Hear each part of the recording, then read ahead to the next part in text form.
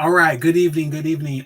We are getting started for 2021 for our first meeting for this particular commission that I'm serving on, East Lansing Study Committee on Independent Police Oversight Commission meeting. I know that's a mouthful, but the name does not do it justice as far as the content, information, and really the topic that we're covering, topics I should say we're covering in regards to creating a police oversight. So our group has just been tasked by the city of East Lansing to come up with a recommendation to create a police independent oversight commission for the city of East Lansing. So we are in about our sixth meeting. We're about halfway through. We have about 5 more meetings left after this one until we wrap things up and then forward our recommendation over to city council. So thanks for joining us tonight. Look forward to doing the second half of what we're doing and knocking it out and really have something for the community and police and the city of East Lansing that they can benefit from in regards to moving forward, transparency, independence, trust, and community involvement. So thank you. So bear with, we got about 4 minutes or so before we get it popping.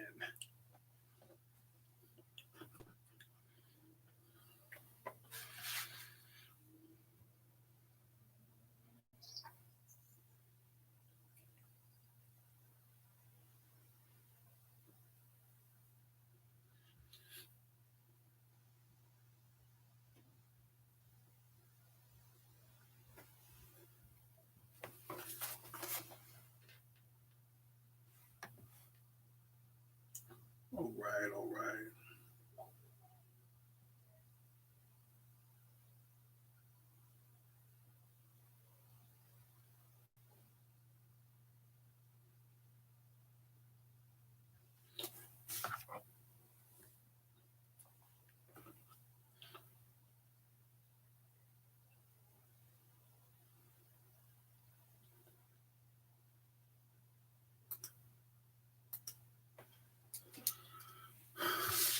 Wow, very obviously quiet tonight. We usually have a little bit of chatter and welcoming and talking before. Like we're getting like down to the like final nitty gritty, and we're just like silent. So it'll be interesting. All right. Hello, Chuck. Hi. Hello. There we go. All right. There we go. We need to get some energy. We got a meeting. We got a big meeting today. And we're on the second half of this thing, so we got to finish this thing strong. It's not how we start, it's how we finish. We still have 2 minutes. We'll see if we're smiling after the meeting. I did another meeting, and I was so rusty and out of sync that it took forever for us to get through the whole meeting, and I felt bad about it. So I'll do a better job tonight. Is my goal. We got a football game at 8 o'clock too. Oh, okay. All right, we got our priorities together now. We're gonna make sure we get. Some people might want to watch that. I'm just saying. We'll get out of here. All right. What'd you say is at 8 o'clock? National championship football. Oh, yes, it is. Alabama and Ohio State. So obviously, I guess we'll be pulling for the Big Ten, right? Oh, yeah. We'll stay on that one. Oh, Cedric's shaking his head. Cedric's saying no. Cedric is saying. I'm rooting for the Meteor in that game. Okay. The game doesn't even happen. Ouch. I want to do with either Ohio State or Nick Saban. Got it. I'm recording it. So no more football talk,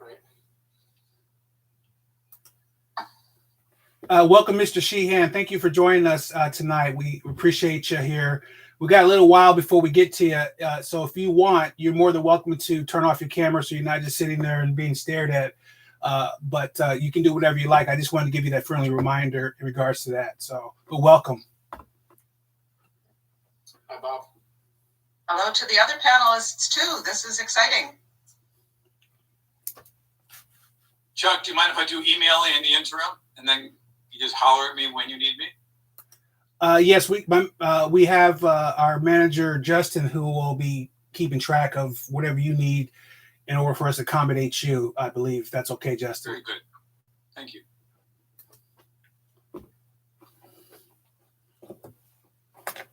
Yeah, I can email you right as we start to approach your section of the agenda. I think Bob said he's going to be doing emails while waiting. Is that Okay, okay. That's right, George. Yep. George heard that asking You questions. gotta get work done while you're working. Yeah, if I can, that'd be great. Thanks very much. We'll just give you a nod. Please, yeah, please do. I'll be watching it closely. Thanks much.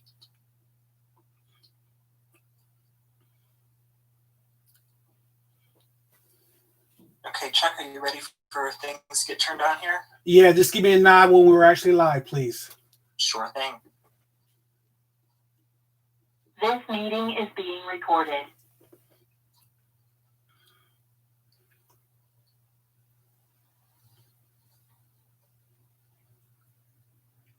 Okay, we are live. Hi, welcome. Thanks for everyone for joining us tonight. We are at our East Lansing Study Committee on Independent Police Oversight Commission meeting for January 11th, 2021. Happy New Year to everyone. And can you please do roll call? Remember to say where you're attending from virtually. First off is Shade Callwood. Shade Callwood attending virtually from Douglas, Massachusetts, Worcester County. Kelly Ellsworth Etchison. Yes, Kelly Ellsworth Etchison attending virtually from East Lansing, Michigan, Ingham County. Chuck Grigsby. Yes, Chuck Grigsby here, East Lansing, Ingham County, Michigan. Cedric Haro. Cedric Haro attending virtually from Mason, Michigan, Ingham County. Helen Josephson. Present, attending virtually from East Lansing, Michigan, Ingham County. Sharon Reed Davis. Present, attended virtually from East Lansing, Michigan. Chris Root. Present, attending from East Lansing, Michigan and Ingham County. Quentin Tyler. Present, attending from Lexington, Kentucky. Eric Williams. I'm here in East Lansing, Ingham County. Ron Bacon. Present, attending from East Lansing, Clinton County. And Noel Garcia informed us that he was unable to attend tonight. Thank you, Diane. We do have quorum. And I'll move to item 1.3, approval of the minutes, which would be 12/14/2020, which seems like so long ago. But I'll be looking for, if there's no amendments or edits to the minutes for 12/14/2020 for approval. Moved by Commissioner Josephson, seconded by Commissioner Williams. Is there any discussion on the minutes? All those in favor, please raise your hand. Any opposed? Seeing none, motion passes. And I guess I'll say aye next time as far as your approval, so I apologize for that. All right, we'll move to item 1.4. We have the election of a vice chair nomination. And how? Chuck, excuse me, you didn't do the approval of the agenda. Oh, I'm sorry. Thank you. Appreciate that. So I'll look for the approval of the agenda that I skipped over at 1.2, which is for tonight. If there is no edits or adjustments to that for 1/11/2021, I'll look for a motion for approval of the agenda. Moved by Commissioner Root and seconded by Commissioner Ellsworth Etchison. Thank you. Is there any discussion in regards to the agenda? Yes, Commissioner Root.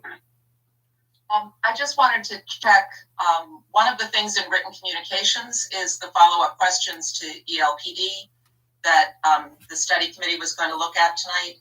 Is it okay for it to stay where it is in written communications for us to move forward with it there? I believe so, unless someone would like to move it to old business where we have it down there, but I don't see anything wrong with it being where it is in regards to us seeing Just it. thought I'd check. Yeah. I mean, unless anyone has any objections to that, we'll leave it where it is and go from there. I think we're okay. Thanks.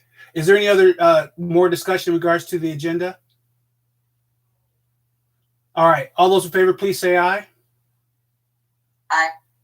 Any opposed? All right. So moved. Sorry about that. Now we are at item 1.4 in regards to the election of the vice chair.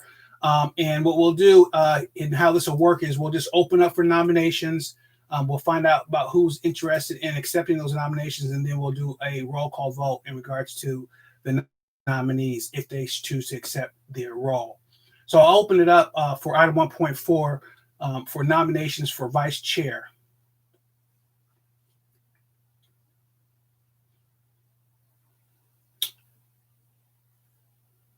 Please don't force the chair to make the nominations, please. Yes, Commissioner Callwood. I nominate Chris Root for vice chair. Chris Root. Thank you, Commissioner Callwood. Is there any other nominations in regards to vice chair? Yes, Commissioner Ellsworth Etchinson. I support that nomination for Chris Root. Thank you. Appreciate that. So are there, just because I know it's a big decision, I just want to make sure if there's any other nomination, and you are able to nominate yourself if you choose to do so as well. So there's no reason why you can't promote yourself in regards to the vice chair position. I'll just give another second or two for you to process that, and then we'll move on. All right. I don't see anyone who wants to do that. So my question to you, Commissioner Root, are you open to accepting the nomination for vice chair? I'm willing to serve as vice chair. Yes. Thank you. Just for clarification, since there's only one nomination, do we still have to do the roll call vote, or can we do it differently, or how does that work? Can you help me out, Mr.? I would do a vote. You can just say aye, and then if anyone says you don't have to do a roll call, just do it as one motion and let people say yes or no. Thank you. Imagine everyone say yes. Appreciate that. Did you have a question, Commissioner Williams? No. Okay. All those in favor for vice chair for Commissioner Root, please say aye with your hand raised. Any opposed? Seeing none, so that motion passes. Congratulations, Commissioner Root. And I will say to you that I'm very appreciative of her commitment. She has been behind the scenes, really been a force to be reckoned with as far as supporting me and some other things behind the scenes when it comes to that. So I'm happy to be able to continue to work with her and do what we're doing here for this mission that we have tasked before us. So thank you for that. I'll move to item 1.5, written communications. We have quite a bit, and I know it looks a little intimidating, but we're not going to go through every single item in regards to really having a full discussion. Some of that is there just for you to have for review, but I will go into what we have for the first line item on there is the critical incident protocol, and I believe that was submitted by Commissioner Haro that he had promised to get us. Did you want to make a comment or anything in regards to that critical? I thought that link provided a good example of how to handle that sort of situation. Yeah. No further discussion needed. Okay. Any other commissioners have anything you want to weigh in on that written communication? I just had a quick question in regards to staff, and I'm not quite sure if you got a chance to really look at this, but does East Lansing? I know we don't have such severe types of crimes that happen very usual when it comes to something like this. Is there a protocol that we have in play here? If unfortunately we had something like this go down, do we have anything that kind of aligns with what you see in that document by chance?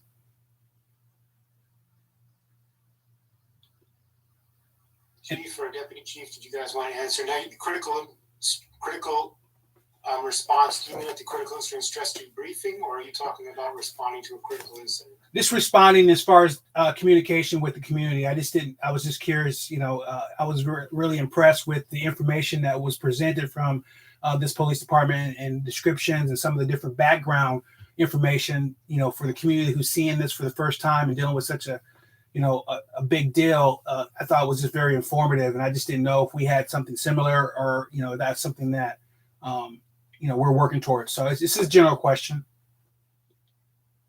Go ahead, Steve. So, we don't have a designated critical incident protocol policy at this point in time. And that is very helpful what Commissioner Haro had sent out to kind of give us an idea of how that police department specifically handled their incident. We do have a public media relations policy that gives us some guidance should we have a major incident occur.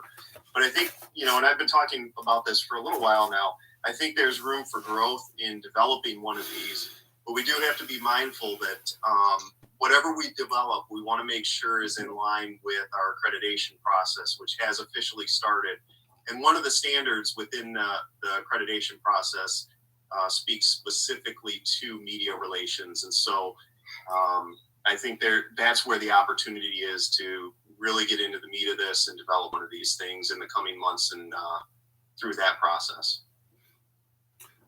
Thank you, Deputy Chief Gonzalez. And I didn't mean to put you guys on the spot, but I was just curious. As you said, it was something that you could benefit from by just seeing that. So it was definitely helpful for me personally. I'll go ahead and move on. The next line item was the former vice chair committee's resignation letter. And I think it speaks for itself that she committed and did her thing, and she had to move on for good reasons. And then we'll go to the next line items, which is Commissioner Williams' explanation of attachments that he has following, which is for the CAHOOTS and the statement on mental health and partnerships 2020. I will say the CAHOOTS Eugene contract is also, if I'm not mistaken, with the presentation that's down below for item 3.1. Is that correct?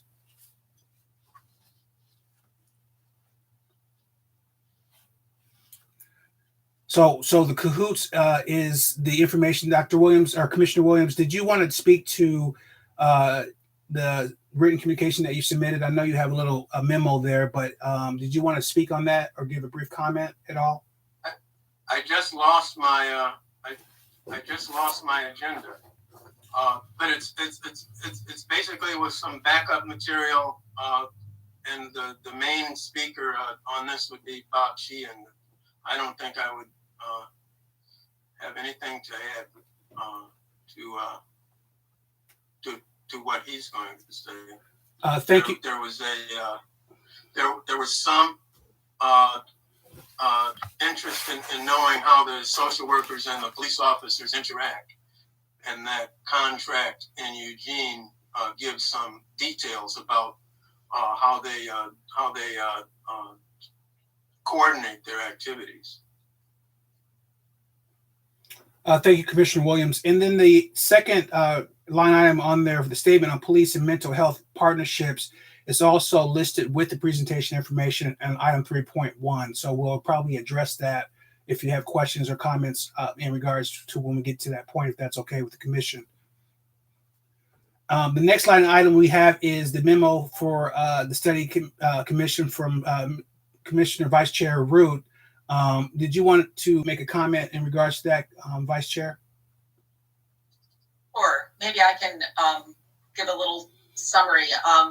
There are 5 items in a row here that I submitted and that are described briefly in the memo. Since there's so much material, I did prepare this cover memo for it. These things are all connected. The follow-up questions come first, which I think people on the study committee will recall that we got some answers to some questions from ELPD following up on their presentations in December, and City Manager Lahanas asked that for any further questions, we get agreement from the group about what we felt was needed to know. And at that point, a decision, Noel made a helpful decision to have the report subcommittee take a look at the questions first, because it has a lot to do with what information is needed for the report. Between our last meeting and a couple of days ago, I spent quite a bit of time working on section 2 of the report in a draft, which is the part about East Lansing. And it really was extremely helpful, as Noel had predicted, to think about the follow-up questions and that draft together. So as I did that, I took the opportunity to add to the follow-up questions a section at the beginning about what the overall rationales were for the question, this various questions. And then for each of the questions, I've noted at what point in the report information would be used. So it really is very organically linked between why one asks for something and how one would use it in terms of our reporting to council. The next document is the study, that section 2 draft. It's really long. It's much longer than I expected. As I mentioned in the memo, it comes from an outline that Noel and Sade and I worked up at, when we were talking about the outline of the overall report. So I, just took each section of the outline and worked my way through it. And I did find it a very, very helpful outline. So my suggestion is that as people get time to look at it, perhaps you could send me some email comments if you have them. If people see things that are wrong, that are errors, we do not want any errors in this report, that's for sure. So, I particularly need input from people if they think that they see mistakes. But of course, we're also, trying to make this as good a report as we can. And I'm, very, very open to receiving other kinds of comments and suggestions from study committee members.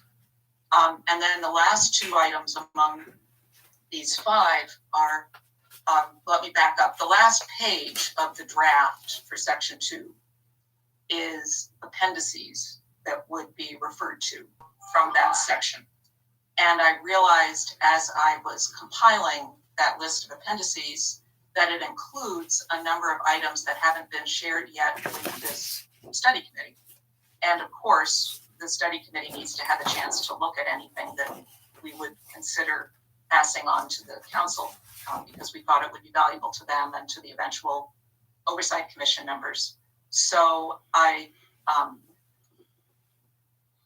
2 of the items included in the appendix list are the next items on the written communications.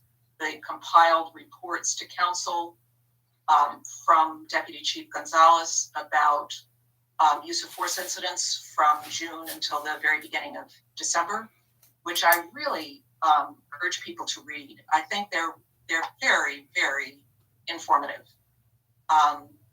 I know as somebody who had looked at the weekly arrest reports and said, oh, there are these use of force codes.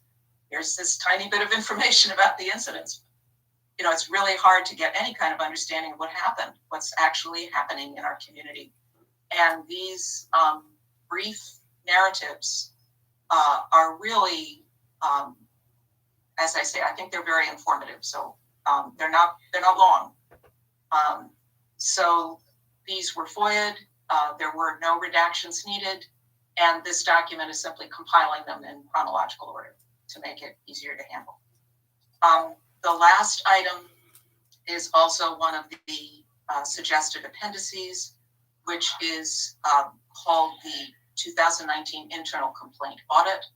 And that's the memo that I think 2 years running now, there's been a memo like this that the chief and deputy chief have provided to the Human Relations Commission for their annual report of complaints.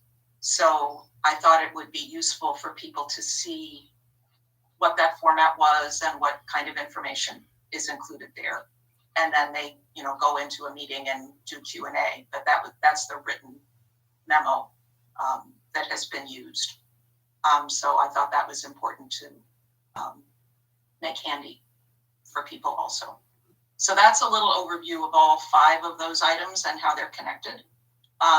So the only thing that needs action tonight on that, since we have a lot of time left to work on the report, thanks to Sade for getting us going early on the drafting.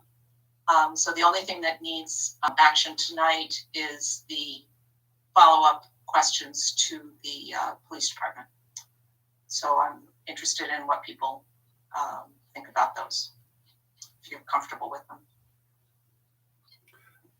Thank you, Vice Chair. So does anyone have any follow-up questions, statements, or responses to the actual item in regards to the follow-up question specifically? It's very well done, comprehensively put together in a way that I think that it's something that we can send forward now and get some great information back in regards to what we're going to be doing. in the end result with our recommendations and creating what we're creating as far as this oversight is concerned. Seeing none, we'll go ahead and do that. And I will say this is a great indication of what I was talking about in regards to Vice Chair Root really doing a lot of good work. We know what she was doing on our little holiday break in regards to what the work was all about. And I got to say, some of the information, some of the stuff, it's really going to be very informative. I was involved, and Commissioner Tyler was also involved with some of these different things and some of this information through our work in the community. And I still saw it as informative, and it was very helpful for me to kind of really tie a lot of things together. So I highly recommend when you get an opportunity to really go through that. And please take advantage of her offer. If you have any comments, suggestions, or any edits in regards to what you're seeing, please forward that on to her so we can get this thing right in regards to making sure that it's accurate and complete. Yes, Commissioner Ellsworth Etchison. I just have a quick comment about Vice Chair Root, and just to echo what you've already said about her. Yes, she was working hard over the holiday weekend.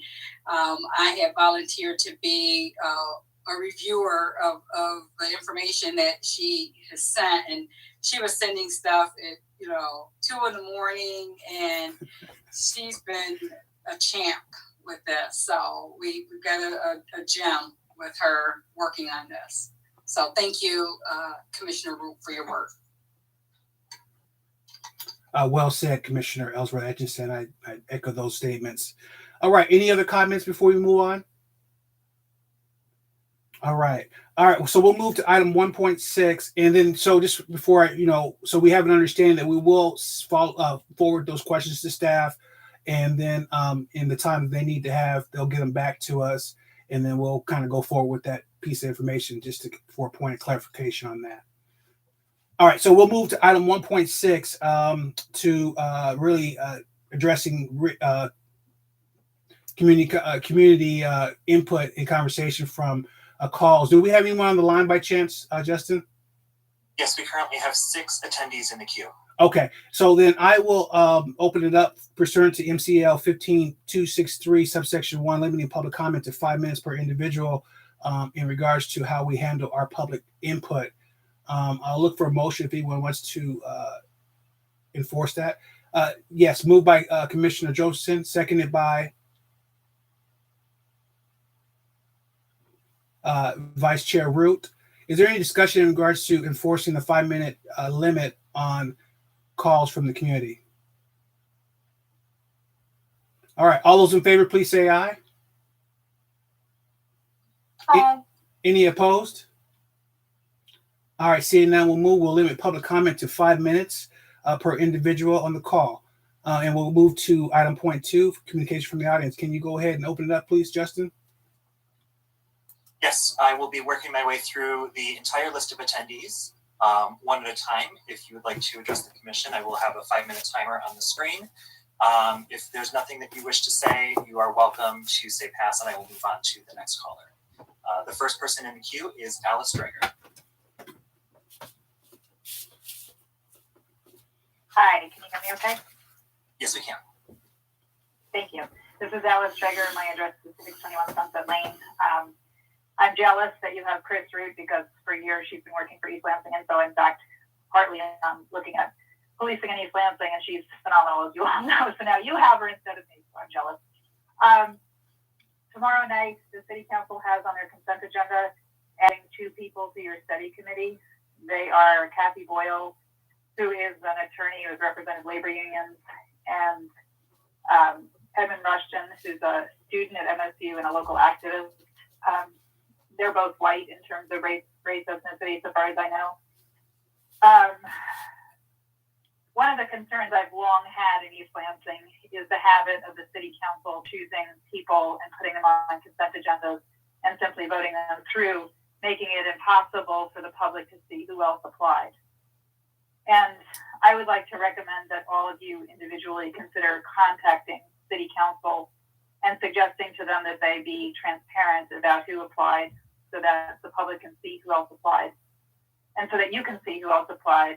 And I would recommend that you ask them to delay selection so that you can give them your input This group that you have has been one of the most functional groups I've ever seen encounter such a difficult issue. It is extremely rare to see a group function as well as this group is functioning. The only other group that comes to mind for me is the financial health team, which was tackling an equally difficult issue and also was a very high functioning group. Adding people to the group can be problematic, can be good, but can also be problematic if people change the dynamics of the group, change the intentions of the group. So I think it's important that you all are paying attention to this. One concern that I have is that the resolution to create this committee, I believe, does not allow them to add 2 more people, but that they are replacing Tanya Williams potentially with 2 more people. So again, I would suggest that you contact City Council, recommend that they delay selection, make completely transparent who applied, allow you to all consider who applied so that you can individually advise council on who you'd like to see appointed, and be fully transparent about the process and very careful about the process.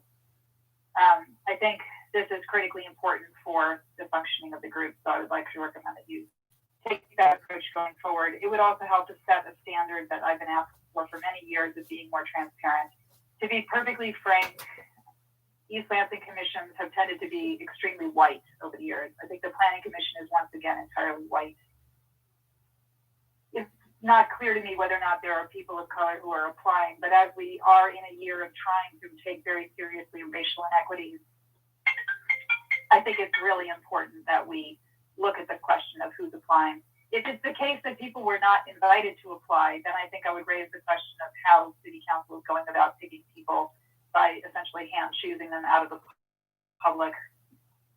That is another concern that I would have. I did not see a call for applicants go out when Tanya had to resign from the committee, and I would like to see that call go out so that people can apply. I'm not saying they should go through full-blown public interviews, but it seems to me important to consider how this committee moves forward in terms of additional membership, both in terms of the legality of the number of people added, but also the transparency issues and the welcoming of people in the community. Thank you.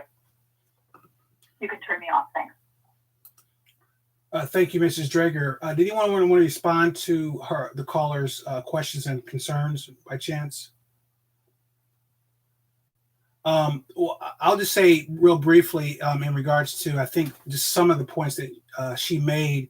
One of the things that are important to me is representation, and when I learned of who we had finally for the choice, I knew that we were in a majority of having that representation be diverse into what we have going on currently.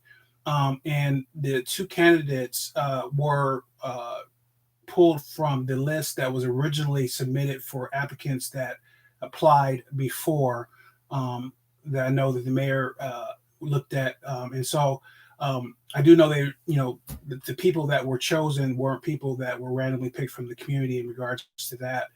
And from what I understood how the process worked, this decision was something that was up to the mayor, and that he had final decision on how that resolution was written, from what I think I understand from that. So that's how I came to understanding kind of how now we have appointments. I'm not quite sure about the numbers. I think you're addressing that we can only have so many numbers, and I think we can have 11 voting members, and then the rest who are not voting members were consisted of, I think, the concern that you're talking about, and having the appropriate numbers based on what we were designed for. But I could be wrong with that, and I wasn't aware, because this wasn't really ultimately my final decision about kind of how this was going to go in regards to the appointment. So that's what I know, and that's what I'll say to that point there. And then as far as delaying the appointment, the only thing I'll say to that was that, we only had 5 meetings left, and our time was kind of running out, and, there was a sense of urgency, I believe. And I think that's really what the intention was, as opposed to anything else, at least from my perspective. So I'll just say that on that. If anyone else wants to add in or chime in on that, you're more than welcome. All right, we'll go ahead and move on to the next caller. Okay, next caller is Kathy Clifford. You may unmute and address the committee.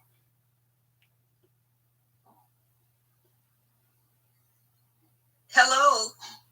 I thank you for your work, but I passed today. Did you hear me? Okay, thank you. Thank you. Next person I have in the queue is Diamond Daniels. Oh, yes. Hello. Hello. So I just had just a few questions. I'm a reporter with News 10. And so basically, I mean, I'm kind of, new to this. It sounds like you guys have been working on, this initiative for quite some time and bridging the gap between police and the community. So how do you feel that reception so far has been as far as, among officers and also from the public? And then what have you noticed? Have complaints gone down? Have you noticed any progress thus far? That's pretty much my question.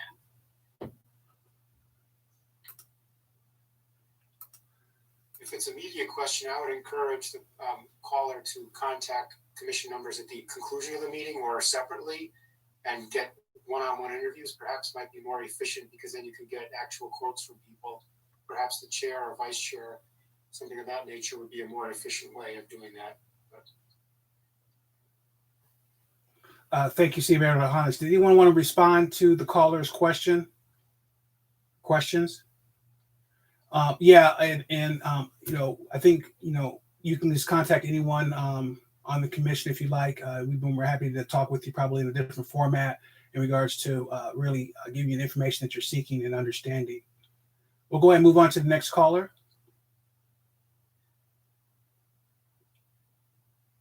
Okay, the next person that I have in the queue is Sierra Baker.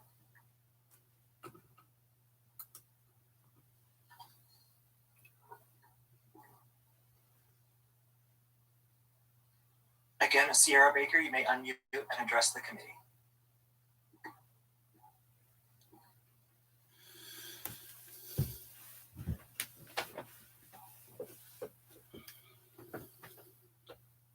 Sierra Baker.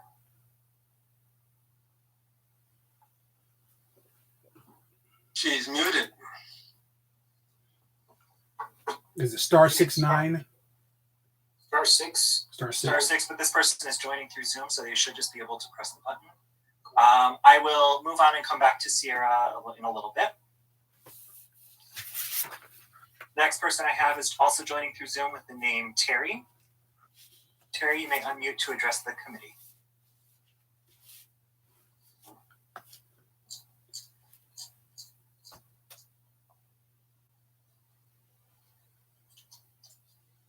Hello, Terry.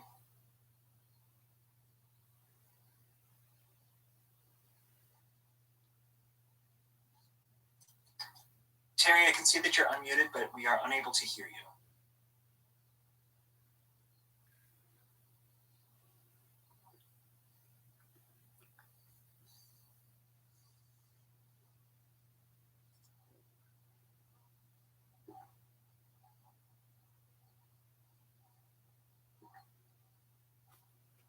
Should we try to come back to her as well, or him?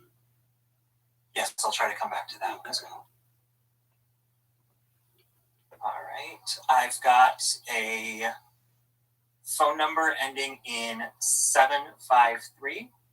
Phone number 753, you may unmute and address the committee.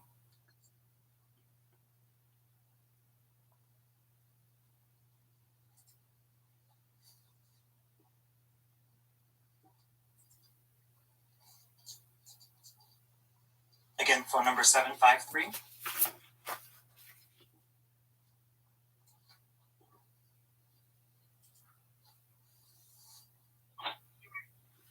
Hello? Hi, yes.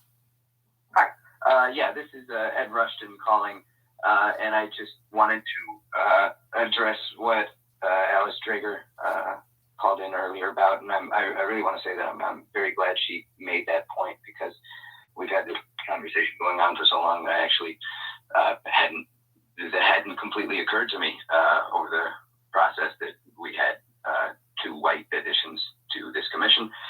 And I just wanted to speak, I suppose, on that and say that I do agree with Alice that really does need to be considered. However, I am with Chuck on the feeling that delaying this much longer is is a tough idea for me to process, because I really think we need to be together as a committee as soon as possible to move this along so that we can form an oversight commission in the most efficient and expedient way possible. And I think once that oversight commission is instated, there are going to be a lot of people on this study committee who will be considered for that oversight committee. And I think at that time, absolutely, I would love to have that discussion. And I'm willing to take my name out of consideration for that oversight committee.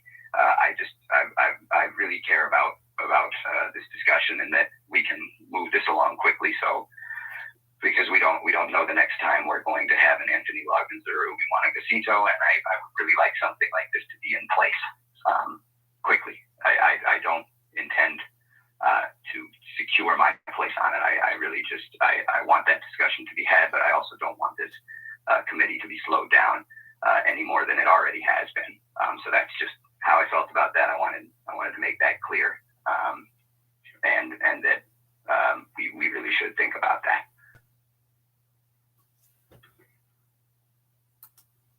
All right, thank you for the call. Any reactions, comments? Yes, Councilmember Bacon. Yes, thank you.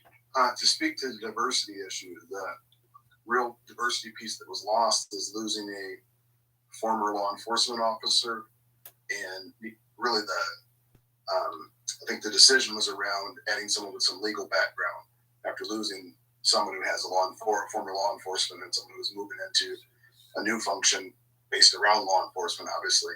So the law portion was the diversity piece that we were losing. They were trying to I think that was Aaron's thought process in retaining the law and people's availability. There's many people on the list, but at this late juncture, many people's availability was not the same as early in the application process. And clearly, there's no time to generate a new applicant list with so little time left on the clock. So this wasn't an issue of lack of transparency or anything. All these candidates had already come through the candidate pool before, and we're actually, we could have had them all. We'd have had every single person on the list would have been a member of this, because it was that type of talent pool. Obviously, I was in that talent pool, and my departure led to the addition of Kelly Ellsworth Etchinson, just to give you a historical perspective. So, yeah, anyone who's been added or anyone who was in that initial pool was very desirable and pretty much equal, and we would have wanted every single person in that pool. So it was good to add. We look forward to the new additions if they pass council tomorrow in the consent agenda, and we look forward to moving forward without any disruption and keep you guys chugging along. So just know that none of this is taken lightly or in the spirit of breaking up the mix or the diversity mix or anything like that. If anything, we're most concerned about losing that law enforcement voice on the commission. So that's it. Thank you, Councilmember Bacon, for those comments. And, we still are, as a commission, currently in the majority, if you look at the dynamics of where we're at as far as diversity. And I appreciate, looking at diversity also in another way as far as law enforcement background and some of the different things that former person brought to the table, and what we had to work with the time constraints and people's availability. So thank you for your call. Is there anyone else on the line that we want to get back to or still waiting for us, Justin? There's one more that I need to confirm. Somebody joining through the Zoom handle WILX. Just want to give you an opportunity to confirm if there's a comment for the committee.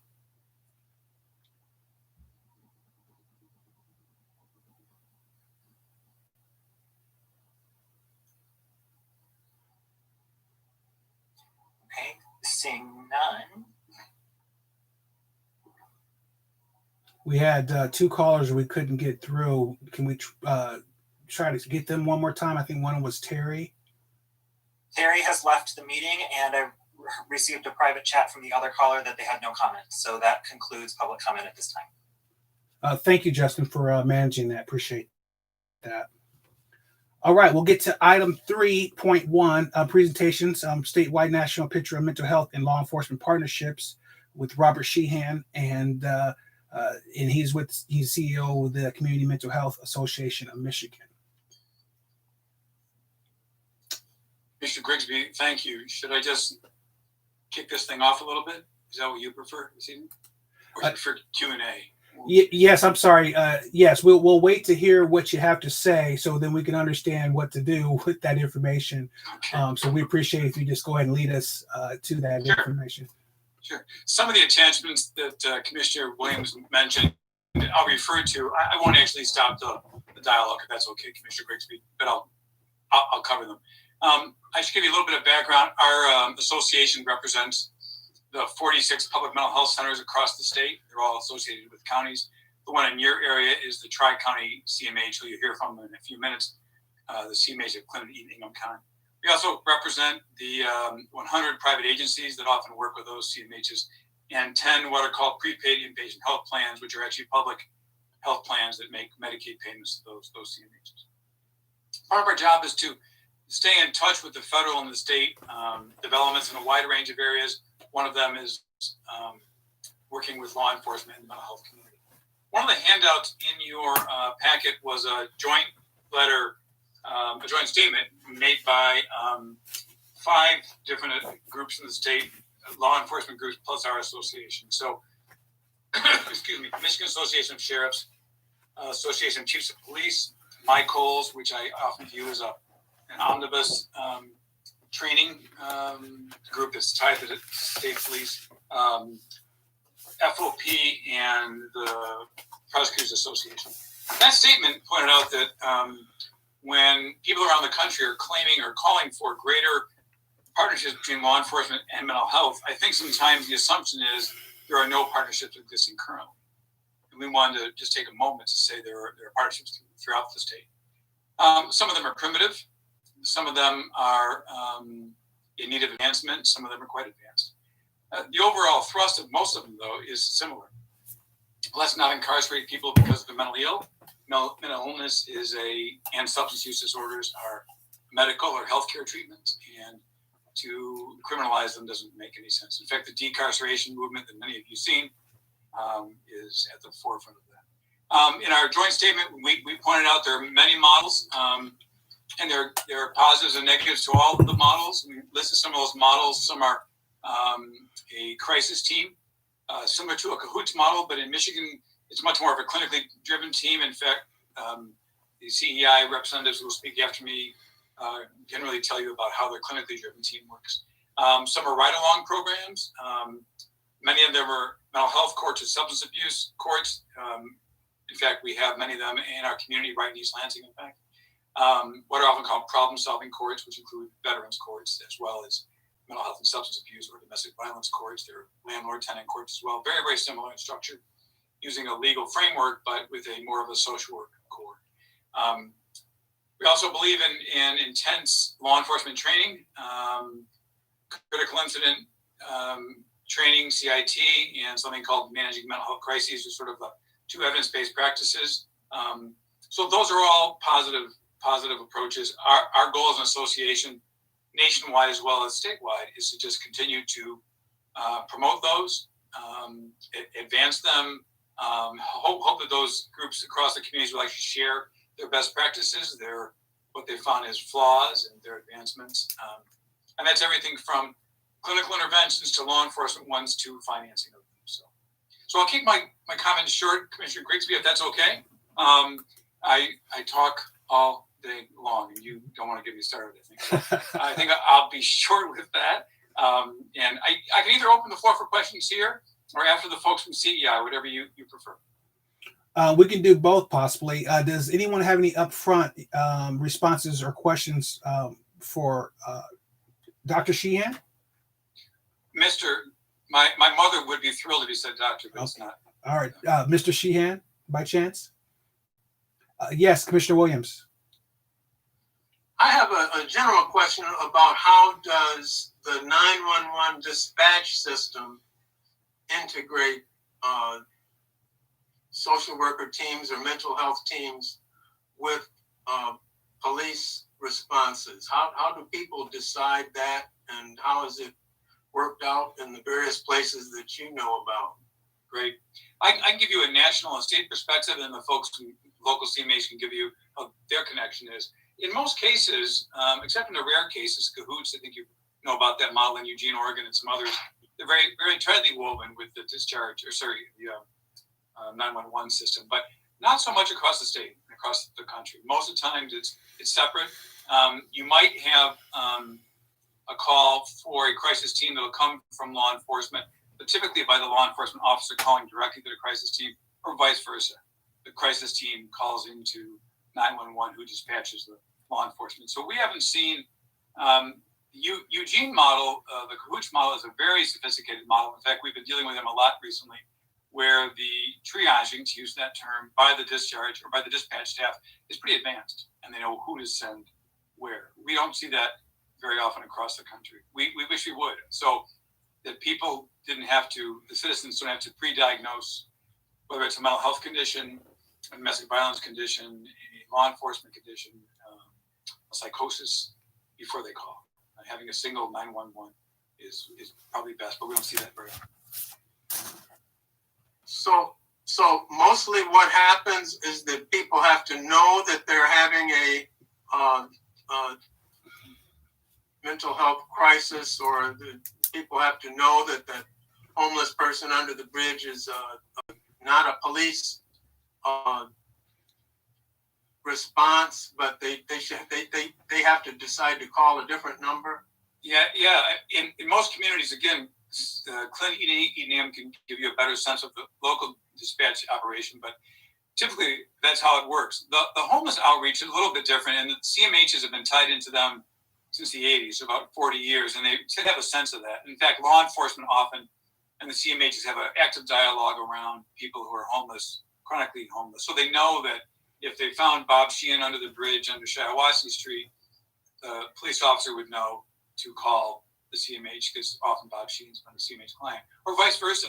The outreach mental health worker finds someone in a situation that appears to need police protection or intervention. I mean, the partnerships, what often happens is somebody has to predetermine who has to be called first. Another question or area that I'm interested in, I have 50 questions, but I'll just limit it. How are these responses funded? So in all over the map. In fact, Sara can tell you, Sara Lurie from CEI can tell you how she's funded. But when we look across the state, there are 50 mobile crisis teams currently in Michigan. They started as kids teams about 5-6 years ago. The state mandated, probably 10 years ago now, the state mandated children's outreach crisis teams, but they didn't fund them. And so CMHs had to rob Peter to pay Paul. And the Peter they were robbing was often other clients to pay for mobile teams. So across the state, the 50 teams, some of them are for adults, some are for kids, some are for both. Some are for Medicaid beneficiaries only, because our system's primarily funded by Medicaid. Some are for the general population. If your community has a millage, a mental health millage, like some communities, they fund it with that. Some have what are called federal certified community behavioral health center dollars, CCBHC dollars, which fund that. But they're not evenly funded, and they're not well funded. Most communities, for example, this Tri-County region could use several of them. If you think about running a 24/7 crisis line, once people find out such a thing exists, where people would come out for mental health crises, you would have them at schools almost all the time, homeless shelters, people's homes. You'd have them at factories and offices once the pandemic's over, where people say, there's a mental health crisis here. If we could have someone clinically trained to come out and talk through these crises with us, it'd be solved. So there, in fact, that's part of our joint statement with the law enforcement agencies, is to say the framework is there, the skeleton is there, but it's not fleshed out. It's very, very thin. And I think I always, maybe it's gallows humor, but to say, we know what to do. Technology has been proven. We just haven't had the public will to finance what it takes to do it. And that's, I think, the hole that we sit in, Commissioner Williams. I take it that in the larger scheme of things, if a social worker or a mental health practitioner is responding to a situation, there's less of a risk of escalation. Well, I think. Go ahead. Sorry, I cut you off. No. Well, I think there's a skill. Spend the whole evening cutting off. Go ahead, Commissioner Williams, please. No. I think there's a skill set that mental health practitioners have. I'm not being critical of police officers. They have, to be blunt, a much wider range of potential situations they're going to encounter. Rarely does a mental health practitioner face a armed client, to use that term, without police protection side by side. Whereas a police officer might face that 1 minute, a domestic violence the next, an intoxicated person the next, and then fourthly, maybe a person with mental health conditions. And so I think training and focus is key. It's what's called a best of breed model. You know, if there's a situation for which de-escalation or a knowledge of mental health is needed, send a mental health practitioner. If there's one where protection or law enforcement is needed, public safety, send one. In many cases, send both. I should be careful to say, we, across the country, ride-along programs were very popular for a while. They've lost some of their shine because they're very expensive. And to have a social worker, especially a master's trained one, in a car, in many cars, road officers' cars, and yet having generally a smaller percentage of the number of cases that get called for require that master's level clinician, you're using an awful lot of taxpayer dollars. Better to, when the call is made, either through a good triage at dispatch or in other ways, you know whether you should send law enforcement or a mental health team or both. I think, again, a good triage system would be able to tell you which best of breed to send. Final question that I have you any experience in Michigan, or do you know of any around the country, about the role that an oversight commission would play in negotiating or facilitating these kinds of partnerships? So I want to applaud the city of East Lansing for even having this commission. I think it's pretty rare, especially a commission that is willing to work for a while on these topics. They're really sensitive. I think too often, and law enforcement groups that we reached out to, I said, the way it works generally is if something bad in the community happens, either law enforcement is blamed, or teachers are blamed, or mental health community is blamed. And I think what happens then is we all run from blame. None of us enjoy that. But the problem doesn't get resolved because there's a scapegoat. A lot of energy spent finding scapegoats. So I tend to find that a commission like this is really important to get rid of some of that scapegoating, to actually say, this is probably a complex, multifaceted issue, whether it's mental health or race relations between law enforcement and the community, or to be blunt, or poverty. I can go on for hours about that. Even in East Lansing, there's an awful lot that is poverty related. So if you have all kind of dimensions, this kind of commission, I think, can look at the complexity of it and say, what's the best approach here? I think that I've shared with some of you over the years, there's some benefits of the mental health unit being attached to police unit. There's some benefits of it being separated, and I can actually talk for a long time about both. But I think you have to debate those, which you would want when and how your city might want to do it. I think also it's the community. You know your community best, and you know probably what kinds of law enforcement approaches and what kinds of mental health approaches are best. And I think you want to make sure a commission like this helps to tailor that. Thank you, Mr. Sheehan. We really appreciate that. And thanks for the in-depth questions, Commissioner Williams. I think we'll go ahead and move on. And if you have the opportunity, Mr. Sheehan, to stick with us, that'd be great. If you have to go, we understand and respect that as well. So I'll stay with you. Thanks very much. Thank you. All right, we'll move on to item 3.2, CMHA. We'll have a presentation from Sara, Lurie, Gwenda Badgley, and it looks like Shana will be giving us some information. Hi, good evening. I'm Sara Lurie, Chief Executive Officer of Community Mental Health Authority of Clinton, Eaton, and Ingham counties. And I do have with me today also Gwenda Summers, who is our Director of Families Forward. So that's the children's unit at Community Mental Health, and then Shana Badgley, who's the Director of Adult Mental Health Services. So we are very happy to be here to be part of this discussion and to share some information with you. We'd like to give you just a real brief update on our services with a special focus on crisis services for youth and for adults. Share a little bit about current collaboration with local law enforcement agencies and discuss some perhaps future opportunities. So we did prepare a little bit of a PowerPoint, so I'll be using that as we go along. I think you have a copy of that. And you do have a copy and handouts of our services brochure, so you could at your leisure get an idea of the scope of the services that we provide. But I'm ready for the first slide. So we are the public behavioral health provider, as Bob mentioned, for Clinton, Eaton, and Ingham counties. So we provide safety net services for the uninsured and a wide array of crisis services and specialty services. We adhere to and have embraced the Certified Community Behavioral Health Clinic model.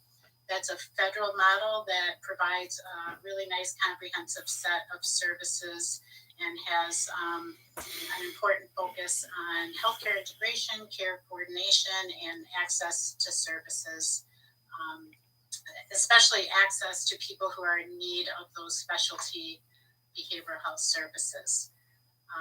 So we provide crisis services, the specialty mental health services for adults with severe mental illness, youth with serious emotional disturbance, children and adults with intellectual and developmental disabilities, and we also provide substance use disorder services.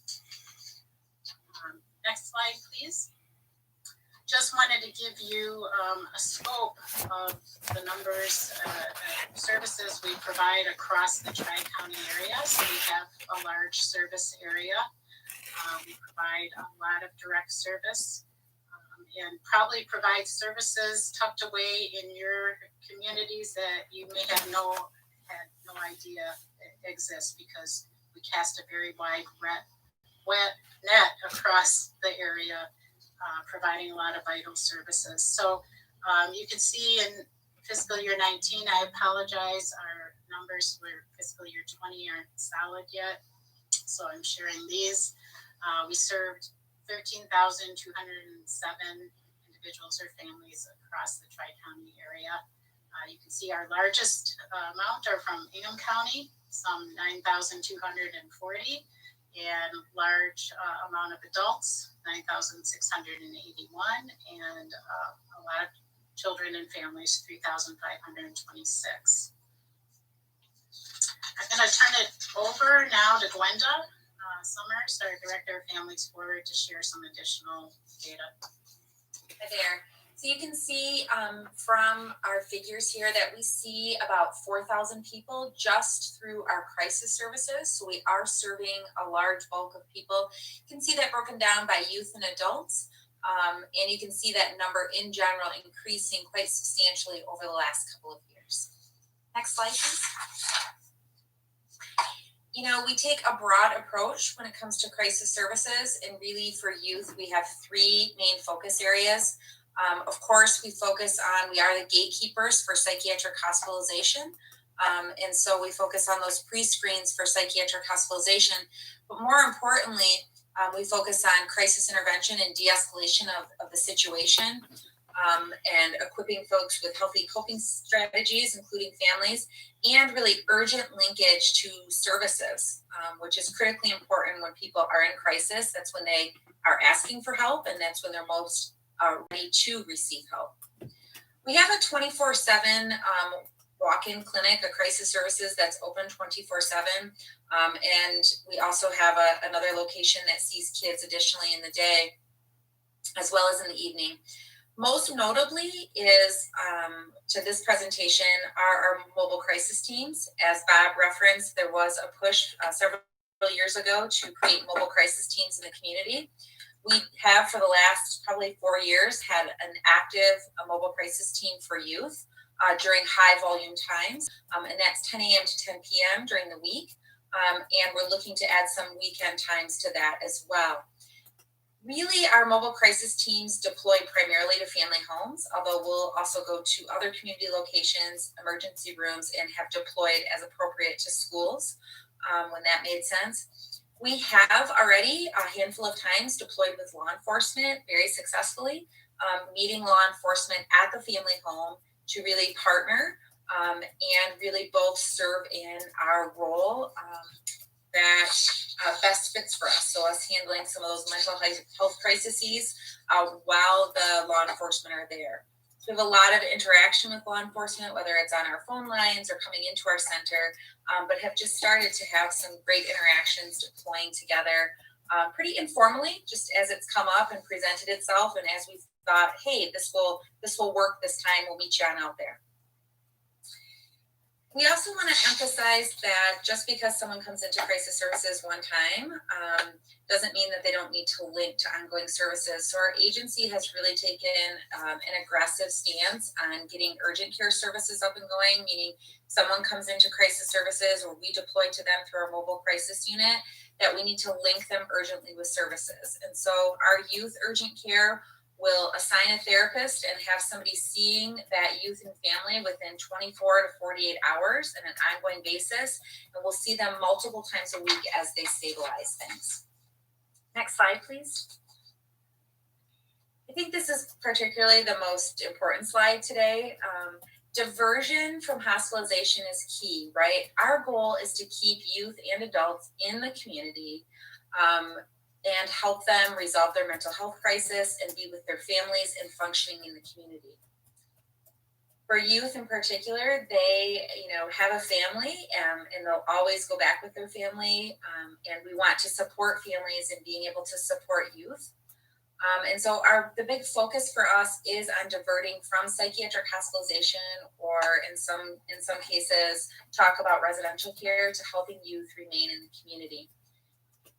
Our hospitalization rate is very, very low. We actually, it's a little bit higher this year during the pandemic at about 16%, but historically it's been between 9 and 13, occasionally 15%.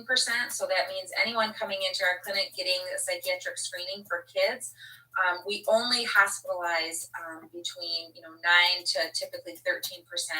This year, about 16%. So most of our kids are being diverted, stabilized in their home, or they're being diverted to our Apple Tree Crisis Home for some crisis respite, or to our crisis residential home, Sandhurst. So we have lots of ways that we keep kids in the community, but help de-escalate the situation and help them stay safe in the community.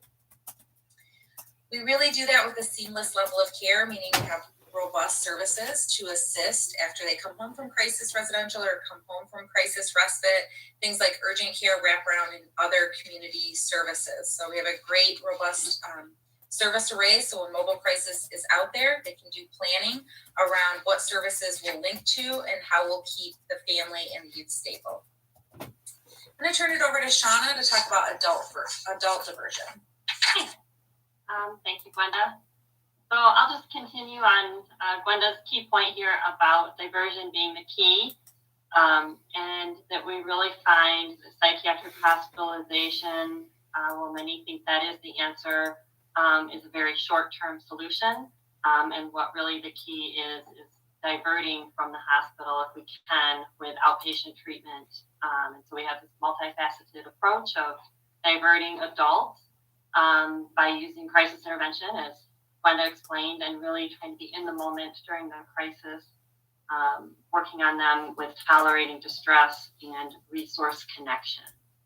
And really trying to do that right there in the moment with them at the bedside. And I'll explain that a little bit more where we are at with our emergency rooms. Another diversion that we use quite a bit is our Bridges Crisis Unit, which is a crisis residential that is at our Jolly Road location right next to crisis services. And it's a 16-bed voluntary admission. It's actually a licensed AFC home, and it's, much like a step down from a psychiatric hospital, or we use it a lot to divert hospitalization. And so They receive case management, therapy groups, psychiatric care at that location, but it is not a locked facility. So people are there voluntarily. Average length of stay there is 7 to 10 days. We also utilize what Gwenda described as urgent care services, and this is very short-term but intensive case management therapy and linkage to services. We really are following up with people multiple times per week, trying to provide that intervention, not just like a weekly therapy appointment, but really providing more intensive services to resolve the crisis and then help people connect to what they really need for long-term treatment for their mental health disorder. And then partial hospitalization is something that is on the rise a bit, again, becoming more popular. It's a daytime service, usually around 9 to 3, Monday through Friday, where they're receiving these types of services. There's about 3 of these in our community, and we are utilizing them a little bit more this year, I think, than we have in past years. And it is a great way to divert from the psychiatric hospital and provide some intensive outpatient treatment. I will say we had about over 1,600 pre-screens, which I'll explain a little bit more about that in a moment. And we're diverting about 45% of those in 2020, and that's probably a little down from 2019, but I think we had more hospitalizations during the pandemic and more mental health crises. Go to the next slide, please. So 3 main things happen at our Jolly Road Crisis Services. We are doing a pre-screen for the hospital. So this is where someone will app insert, what we call it, or petition somebody who needs person requiring treatment. A PRT is kind of what the police world sometimes know that as. And so we are the pre-screening unit for that for Medicaid dollars. And so we work with our master's level therapists and PhD psychologists to determine if they would receive a certification to go to a psychiatric facility. So sometimes that can be kind of a yes or a no. And then we really need to provide that intervention where it would be done in the urgent care that we described. And then we also have started to do what Bob was talking about, which is mobile, adult mobile. So this is probably something that was starting to really pick up some momentum late 2019 and early 2020. And of course, we lost a bit of our momentum with COVID, but we really want to focus on partnering with some local police departments, and we have some of that set up to fully restart that hopefully in early 2021. But it's working with shelters, working with CIT officers and other mobile response in the community. And so what I'm describing is at our 24/7 location at 812 East Jolly Road.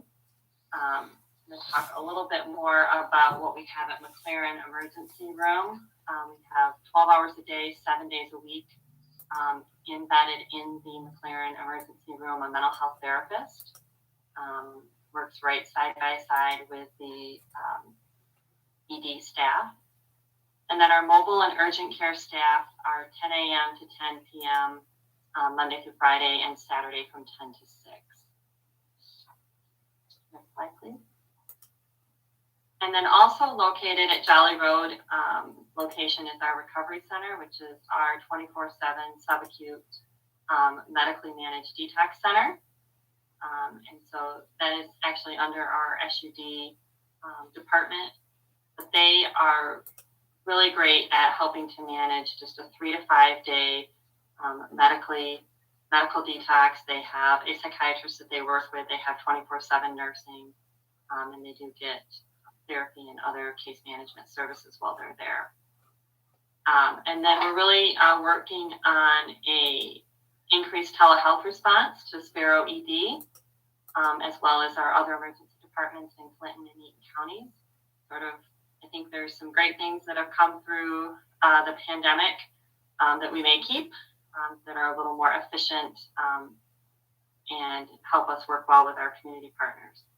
And then just that crisis services mental health therapist embedded at the McLaren ED is really part of an extended part of our team. I think it decreases, the traffic back and forth for medical clearance and psychiatric placement, and having that person there has just been really great. When the person comes in, kind of old ways were to have the doctor say, oh, we have someone who's suicidal or exhibiting, mental health symptoms. We're going to app insert them and, get them to the hospital. Whereas our therapist is right there and really helping to intervene and determine what is needed. She can do a pre-screen, she can do urgent care, she can do crisis intervention, and she can help link people to resources. So whatever is needed in the moment, I think that has been a great model and worked well in that. So I'll go to the next slide. I think Sara was going to review that.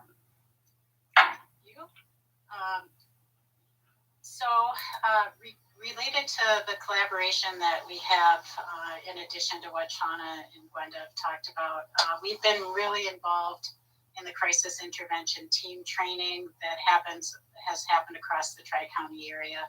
So there is a large number of trained officers, and this has been really a well-developed and collaborative initiative that I think has been stalled a bit due to COVID and inability to do the training, but has great potential for connecting and continuing to expand and grow.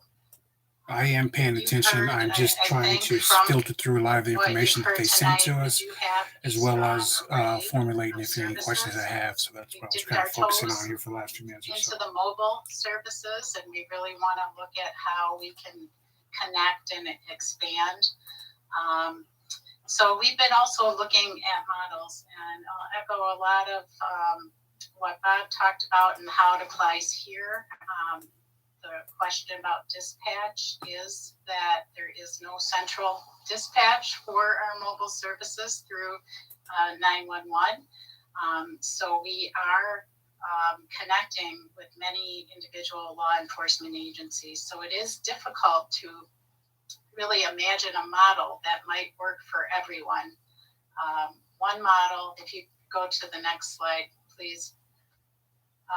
One model that we've looked at is the Harris County, Texas model. It's a model that I think attracted us because it uses technology. It puts kind of an iPad into the hands of CIT trained officers who can have access to our staff immediately for triage purposes, and then would allow us to kind of direct, do we send our mobile crisis out there? Do we have somebody brought into our walk-in? Do we have someone taken over to McLaren?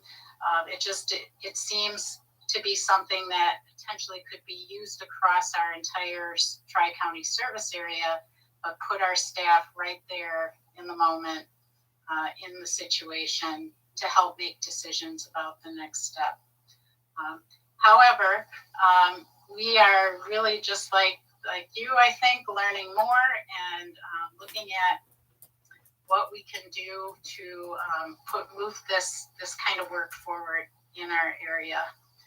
Bob also talked about funding, and just you might wonder, how are we funding all the things we do? 85% of our funding is Medicaid. So that means serving people who are enrolled in Medicaid or getting people enrolled in Medicaid. And we have a patchwork of funding that we've put together that allows us to serve people who are uninsured, underinsured, or even who are commercially insured, but the commercial insurance plan will not cover the specialty services that they need. So it's complex, but it's important to us to find ways to serve the entire community and not just individuals who are on Medicaid. We want to be able to serve all who are in need of our services, and that's a key part of that certified community behavioral health clinic model. So we're going to pause now and give an opportunity for any questions.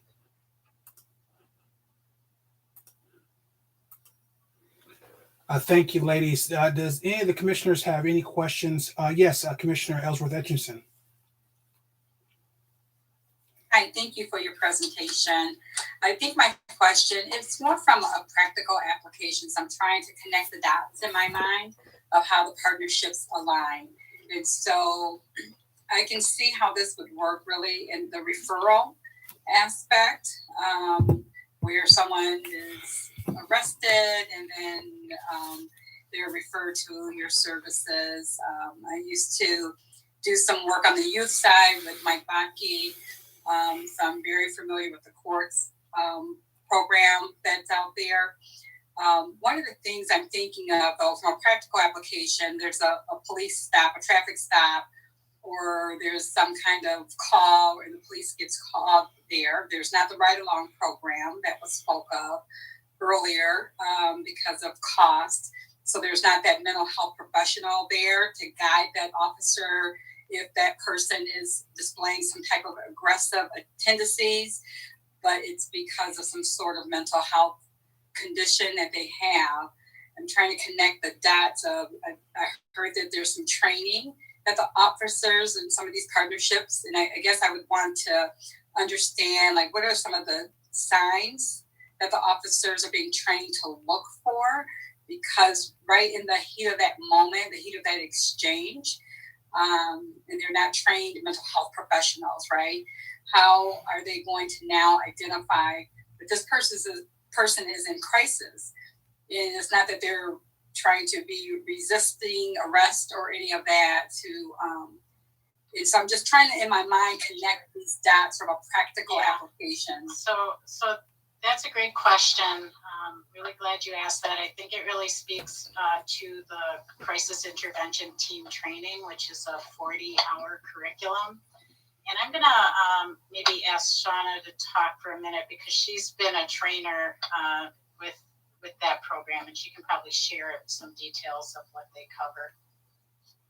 Yeah, it is a good question, and I think it has to do definitely with education, the officers, and having them look for signs and symptoms of different things, really training them on when PRT, person requiring treatment, is needed, and when other interventions might work better. I think in terms of the CIT model, I mean, they're learning a lot of, like you said, education and how to recognize on the ground. But what I really like about the Harris model that we've been looking at is having that telehealth or iPad to connect right to a mental health provider. Like once the officer who is CIT trained sees that there is signs and symptoms, then how can he get them connected?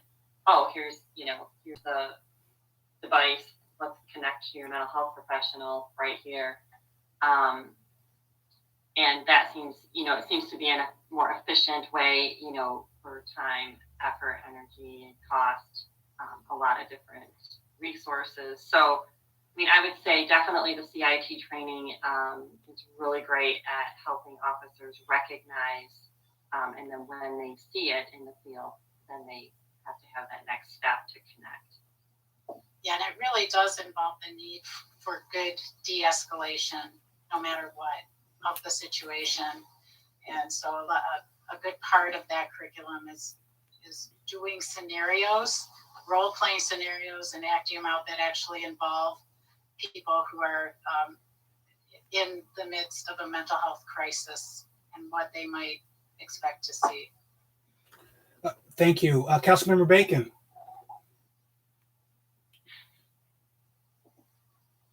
Kind of what percentage or volume kind of comes directly from law enforcement, and then what are typical alternative ways that you kind of, where people would come to you? And then I got three, so that's one. I mean, probably I'm the best person to answer that. In terms of percentage for law enforcement that come to us, I'm not sure if I have an exact number on that. Approximately, it's fine. I would say 25, maybe percent, 30% maybe. But it's really them. I think when the officers encounter someone who's struggling like that and they need to transport them to us, oftentimes there maybe isn't, oftentimes people are saying, oh, that's field diversion. But I mean, I think they were talking about it a little earlier, not always are officers called to a place where there's something, you know, illegal happening that someone would get arrested for. You know, oftentimes they're called to just emergent situations that may or may not, you know, be safe or have safety issues or, you know, domestic that Bob talked about. So, I mean, oftentimes they're bringing people who just, they came upon the situation, they were dispatched there to address the situation, weigh out all the pros and cons, and then get the person to us. So, I mean, we do have that, and we receive those people, and we try to send the officer on their way as quickly as possible to get them back in the community. So I would say about 25 to 30% of the time, that's what's going on. The officers also do work with the EDs, and when there is something medical or, you know, something more that they need to have addressed, they go directly to the ED department as well. Now, and does the CIT trained officer have the ability to, based on questions or kind of your CIT process, triage, or is that triage under consult from you guys? Like, this person, based on this set of questions that I've asked, this person's escalated, is at this level, needs to be inpatient, yada yada. Does that all fall on the CIT training, or does that fall in consult with you guys?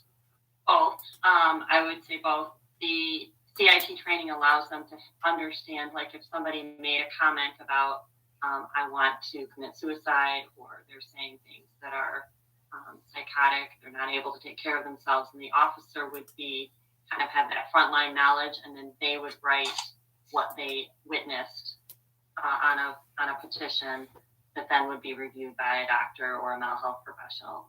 So the mental health professional, psychologist or psychiatrist, would actually make the certification that would put them in the hospital. But the officer would make the recommendation that, hey, I witnessed this. This was said to me, and I'm asking that this person be pre-screened based on what I saw. Last question. As far as you guys being Medicaid funded with the telehealth portion, is the ability to use telehealth permanent, or is that falling under kind of the COVID directives? We have the same issues in healthcare that I sit in, or is it a permanent function of telehealth? You're going to be able to use that permanently, or is that going to go away outside? That may be a Sara Bob question. Answer. Well, yeah, probably Bob has the best read. All I can say is we mobilized into telehealth within a couple weeks, put 600 staff members working remotely, and really got a good feel quick of telehealth. So I think when Shana says that's maybe something that we hope to keep a piece of, so that we can have the option of doing telehealth or in-person work, depending on what's the right thing for that individual or family. That's a big deal. We hope it sticks around. Yeah, and with the tablet function and that thing, that sounds like a really good option for that mobile partnership. Thank you guys. If you don't mind if I add, we've actually formed a telehealth resource center to make sure it sticks around, not only for Medicaid, but for commercial insurance. We're also trying to expand it. For example, Imagine the iPad thing is working and talking to you while spending time talking to a police officer. That's an important function.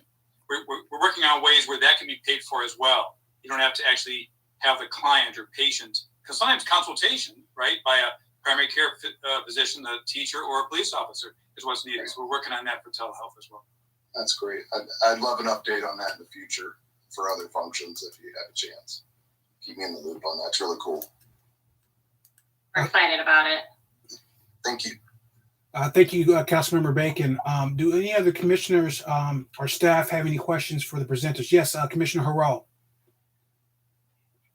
So from an accountability standpoint, right, I think we're talking about all of this stuff because the question is, what can we do up front that might avoid any problems occurring down the line, right? And so in that context, I'm thinking of what, officers sometimes refer to as frequent flyers, right? Individuals who they have consistent contact with over these things, whether those are domestic violence or family issues or homelessness or things like that. So I was curious as to what level of integration, if any, there is, for example, to provide these sorts of services for people who are spending some time in, you know, the Ingham County Jail, for example. You know, what level of aftercare is there for somebody who is getting out of incarceration, right? From the department standpoint, part of the goal is always to reduce recidivism. And so if there's a mental health component that can aid in that, that would obviously be helpful. So I was just curious as to what extent you all are involved in that aspect. And I can start this out, but I know that Shana will jump in as well. We are really fortunate to have a large presence in the Ingham County Jail, both for substance use disorder and mental health services. And really, for mental health services, thanks to the Ingham County Public Safety Millage, they've really expanded what we can do there. So we do offer kind of crisis services and screening, mental health screening for hospitalization right in the jail. We do now are able to provide some, well, not at the moment, right at the moment because of COVID. We can't do groups, and we are hindered at times around being able to do individual work right now. There's also some psychiatry services provided by Michigan State University. We work closely with the Ingham County Medical Unit there. Even have been working on trying to put medically assisted treatment for substance use disorder in the jail as well. And then we have a full outpatient substance use disorder program. We also have some re-entry services under the substance use disorder program where they start to work with folks as they are getting ready to be released, and then they can follow them for about 6 months after. And then we also have relationships with mental health court, which Shana can talk about. But when people are in jail, because we have our staff in there, they're also coordinating with, especially for individuals we're already serving, they're also coordinating with our staff, case management staff. Shana? Yeah, I think Sarah, you did a great job. All those things and really all the things that I talked about, I think we focus on really providing to inmates and really looking at their mental health and providing treatment. We're doing pre-screens and assessments and helping them get connected and linked in the jail and once they leave jail. So I think we do have a good, robust service there.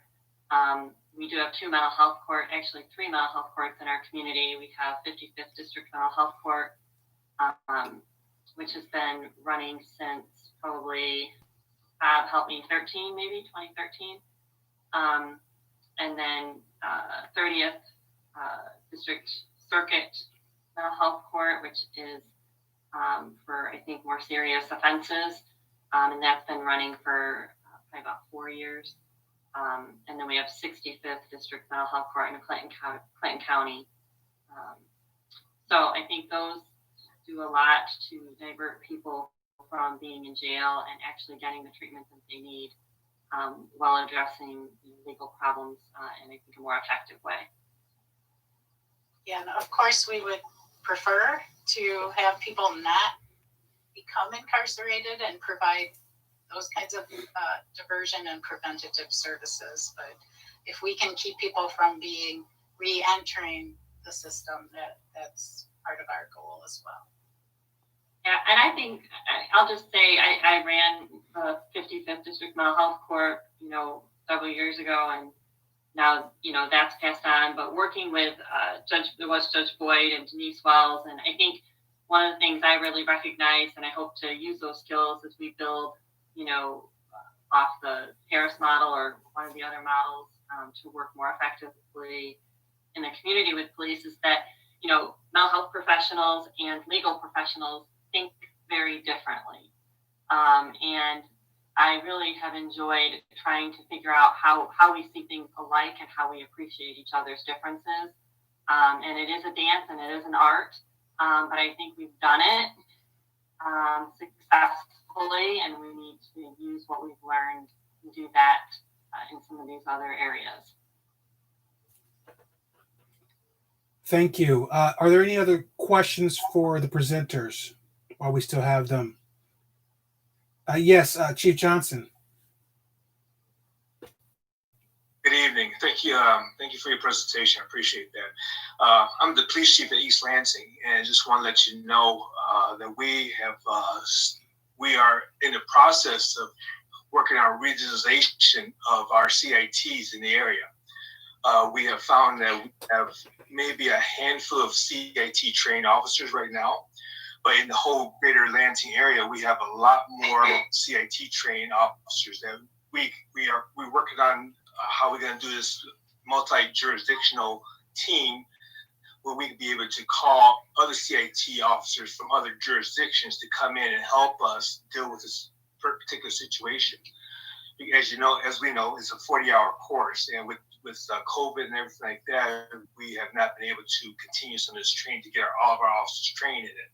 But we think this regionalization is going to be a great opportunity for us to still deal with some of these issues that we're dealing with CIT trained officers, but they may not be wearing a East Lansing uniform. They may be wearing a Lansing uniform, or Michigan State University police uniform, or county uniform. So we're spearheading that, and we got buy-in from the agencies we've already contacted, so we're excited about that piece. So more to come in the future, but I just want to give you guys a heads up on what we're working out at East Lansing right now. Great. Looking forward to that collaboration. Thank you, Chief Johnson. And I think we will wrap it up unless someone has some questions they didn't get to or thoughts that they had in regards to the presentation. Yes, Commissioner Williams. I have a question about the 911 system. Is that something that you are not enthusiastic about playing a role in the who gets sent out on calls? I recall, for example, the Laquan McDaniel case in Chicago, where a man with undergoing a breakdown, walking down the street, and police officers showed up, didn't know how to handle it, and he winds up within seconds being shot because he had a knife, and it escalated. Escalation happens instantly almost. If a different kind of professional had shown up on that scene, it might not have happened. And it seems to me that the 911 dispatcher, since it's a universal number that everybody knows, would be key to sending out an appropriate responder that might take away the occasion for escalation. So, but I get the sense that you're working around the 911 system in Dayton and Clinton County. I wouldn't say that we're not opposed to it at all, or I think we're working within its current system using the services that we currently have. I think when I think about the changes that would need to be made across the Tri-County area, I think we just haven't felt like there is a model there yet, in particular. And once there is an idea of a model, 911 dispatch would have to be very carefully trained in making those decisions. And Bob's talked about the CAHOOTS model. It is very complex. Those are big decisions to make in terms of who's going out first. And it would require, I think, a model and good training. Not that we're against it by any means. It would certainly be the most efficient way of deploying sometime in the future.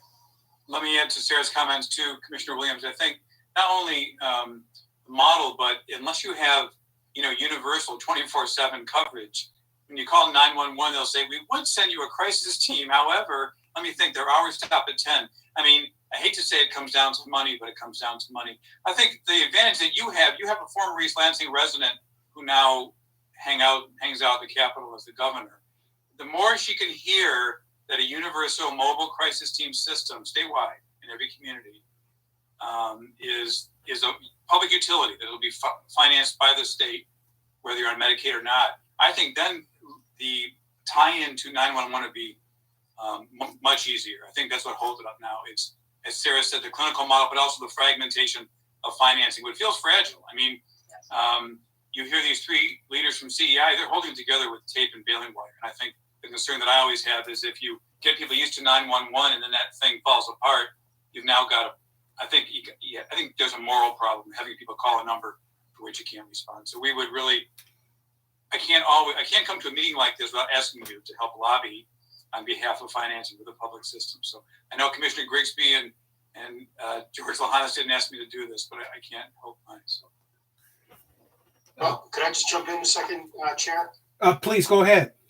Yeah, I just wanted to say that I'm a big supporter of the public mental health system. I came from the public mental health system at the beginning of my career, worked for Shiawassee County, worked for Eastern Upper Peninsula Mental Health Board, and I'm a big supporter of the work that they do.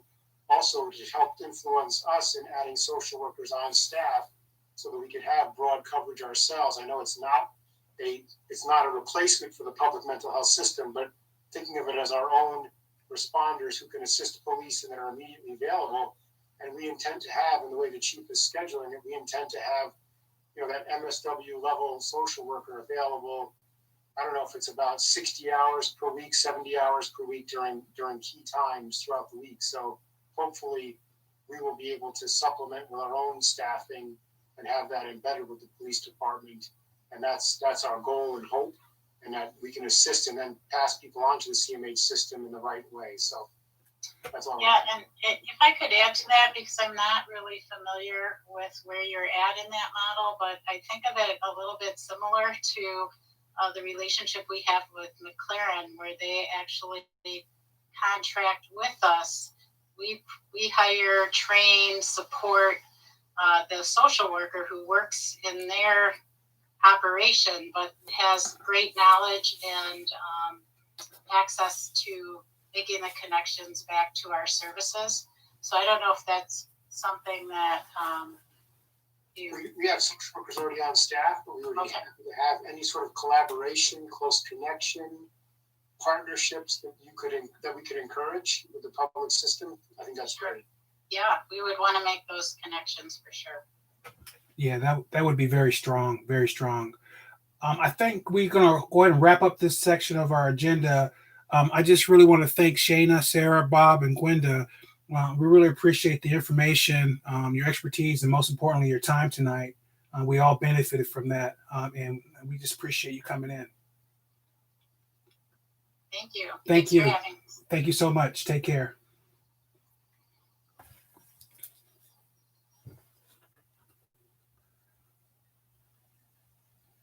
All right, we'll move on to item 4.1, new business. And right there it says planning discussion for recommendations of implementation. And I guess really what I'm talking about in regards to that title is just really talking about our recommendation process and getting from having these in-depth discussions and presentations and having these drafts and reports that we're working on get transitioned over into decisions. And it's really important, especially on the second half of where we're at. Ultimately, we only have, at least scheduled right now, about five meetings left outside this, with a couple of presentations with some of those meetings that I think are still beneficial for our time and topics. So I really wanted to, I was talking with Commissioner Callwood and Vice Chair Root and Commissioner Williams, and we really want to make sure this draft process is something that we can get right, so that transition is kind of a little bit better than what I think we have right now in play. I think it's kind of up in the air about who's doing what, and I wanted to reestablish that after the break and really get understanding of kind of what we can do as a whole commission to get to that common goal. Did you want to speak a little bit kind of about where you're at, Commissioner Callwood, in regards to some of your concerns or some of the different things you're finding out with Section 4 and kind of that process? Do you mind doing that? So as Chair Grigsby mentioned, we have about 5 meetings left. And so now it's definitely a time for us to start transitioning into the actual recommendations to make. Commissioner Eric and I will take over as far as like the drafting portions of section 4. And so one of the ways that we were thinking that we could do this is start to actually draft some of those recommendations up and propose it to the larger group for further discussion. The other piece I think could be really helpful here is starting to kind of break down for the rest of the meetings that we have chunks of the recommendations that we'd like to just kind of discuss as a larger group and start to get those ideas flowing out there so we can also integrate those into that section. As far as the exact recommendations that we'll discuss at each meeting, I think that that's something that's still kind of, we're as we're like sifting through other parts like section 2 and section 3 of the report, it seems as though there are maybe some other areas of consideration that maybe we hadn't had before that we might need to consider. There has been some discussion even right up until today's meeting about like how we might go ahead and do that. But I think it's definitely time for us to maybe start transitioning into having those conversations about recommendations so that we can start drafting, so we can also get it back in a timely fashion for others to also review and contribute some feedback, comments, or questions, or add any other recommendations that hadn't been accounted for that are drafted up by Eric and I. So kind of where we stand, I think, as far as choosing what topics to kind of discuss. There are some topics that we know for sure are going to need a little bit more time versus others can be really easily spoken about in probably about 20 minutes amongst all of us. But not sure if Vice Chair Root has anything else she might want to add to that. I'm not sure what to suggest, Shade, about the order. I think one thing that became clear out of the various discussions is that it will be very, very helpful to have something in writing to discuss. That so I think the timing is partly dependent on when Shade and Eric can get some drafting done. Because if we don't have anything in writing, it's very hard to know what we're talking about, what decisions are on the table, whether we've made decisions, whether we've covered all the subparts we need to. So I think it's hard to imagine making decisions without some drafts. So partly the timing is connected to the drafting timing. I think last time, way back in dark December, we started to have some discussion about the complaints role, the overview of complaints. We didn't finish that, but I think we did get some start, on talking about an investigator model versus a review model. For example, one possibility is to try on that very large point to, just that large scale issue, try to get that decided so that the drafters would know which model to draft. That's one possibility, but I'm not really sure what the best thing is. I'm grateful that we have 2 really good writers and working on this section and who are bringing a lot to the table. I'm sure about that part. Thank you, Vice Chair Root. Any comments in regards to what has been presented to the other commissioners? Yes, Commissioner Harrell. I just want to follow up that I will have the draft of section 3 hopefully by the end of the weekend. So that may be more helpful. I had intended on doing that earlier, but I had some family issues come up this past week. And then this week is the beginning of the semester. So it's probably this weekend that'll get done. Thank you, Commissioner Rowe. So that brings the question, so the timing of it all in coinciding with kind of really when, like for Section 4, I know both commissioners are going to be working on Section 4, and the timing of that really depends. And then I guess what we have before, so they can know what to draft about.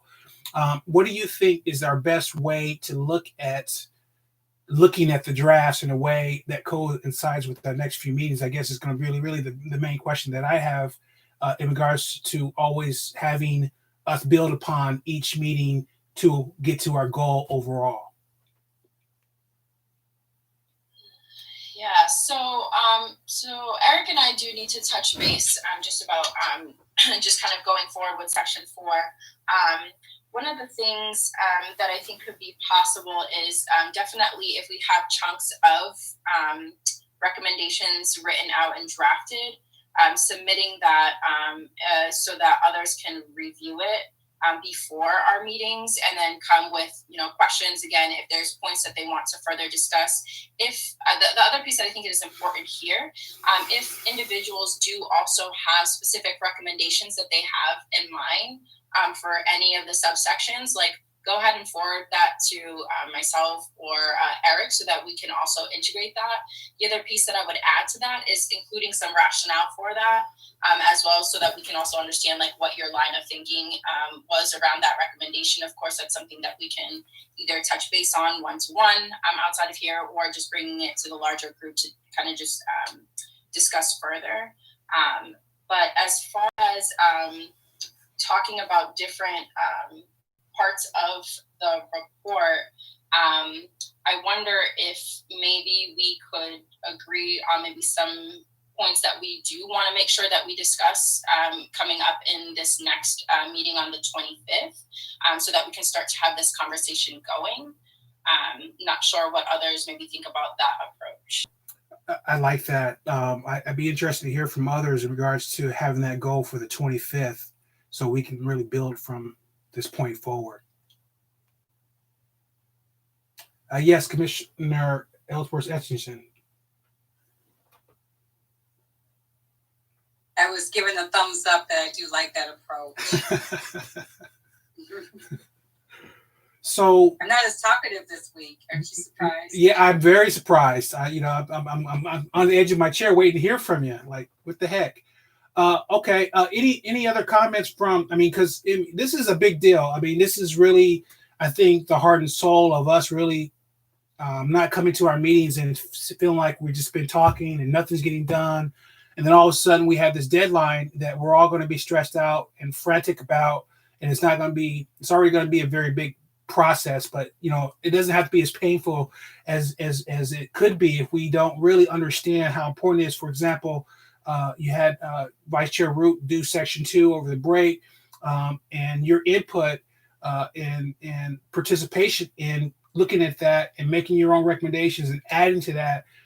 These are really key things that we need to have us all understand how important that is, along with our discussion that we're having tonight in regards to making sure that we can get to a point where we can hand this thing over appropriately. Any other comments, any questions, any volunteers for anything? Anyone wants to speak on how, when we get to the 25th, how we'll be able to support that? I know we're going to be waiting on Commissioner Hero's information. We have Vice Chair Root's draft so far, and sometime around there, possibly we may have Section 4 and some parts of that. Does anyone have? I guess I'll ask the question: is anyone not opposed to being able to have this format where you freely chime in on what they have once that is presented in a way that we can build off of, starting on the 25th? Is anyone opposed to that? Does anyone have any better ideas about how we can get to that point, to the promised land? Yes, Commissioner Ellsworth-Etchison. So mine is actually about the volunteer part. I'm hoping to have the section that Commissioner Root wrote, have that completed as far as the review process done within the next few days here. I would say Thursday at the absolute latest. And so if Commissioner Hero if you need someone to help review what you've put together, I'm your volunteer for that. And so I can kind of pony up my services. I feel like that's a really strong strength of mine. and I'm happy to do that. Thank you, Commissioner Ellsworth. And you know, I may not be the best drafter, but I definitely can do a little bit of research. I know if you give me something to focus on and get you what you need for what you're doing, I'll be more than happy to do that in regards to complementing some of the work that you're doing when no one's looking. Yes, Commissioner Harrell. I just wanted to thank Commissioner Ellsworth Etchison. Hopefully, if I have that done by the end of the weekend, then you might have a few days at least to look that over before we then turn it over to Diane and staff to be placed on the agenda. So I appreciate that. Thank you. Thank you. So it sounds like we kind of are starting getting a foundation about how we're going to kind of go about this process and ultimately be successful with that. Any other comments? Anything you want to chime in regards to our discussion for item 4.1? Yes, Vice Chair Root. I think just Sade and Eric can keep in touch with Chuck and me about, you know, how you see the timing of drafting various parts going so that we can feed that into working out agendas as we go. That would be great, since those things are so linked. I wonder, the proposed groupings that I shared with Chris and Chuck, I wonder if perhaps either one of you feel inclined that maybe we can think about the group one groupings to maybe focus on for next meeting, just to kind of get some of that conversation going. So just, you know, I want to make sure everyone knows what we're talking about. We're talking about Section 4, and we're talking about the first few sections of what Section 4 is focusing on. And I'll just say it real briefly here for you. Purpose of mission oversight, powers and duties of Oversight Commission, membership, numbers of commissioners, method appointments, and all that kind of stuff when it comes to what that looks like, training and whatnot, and then procedures of Oversight Commission. So that's the grouping that we have right now for that particular session. If I'm quoting you correctly, yeah. So that's kind of what she's talking about. And when it comes to Section 4, that's how we kind of looked at it as breaking it into those sections. So that's Section 1 that she's proposing that we focus on coming back for the 25th. If that sounds like what you were talking about, Commissioner Callwood, or could you? Yeah. I just know that literally right before this meeting, there was some other things that might have been added. So I just wasn't sure if that was maybe something that could still be used going forward.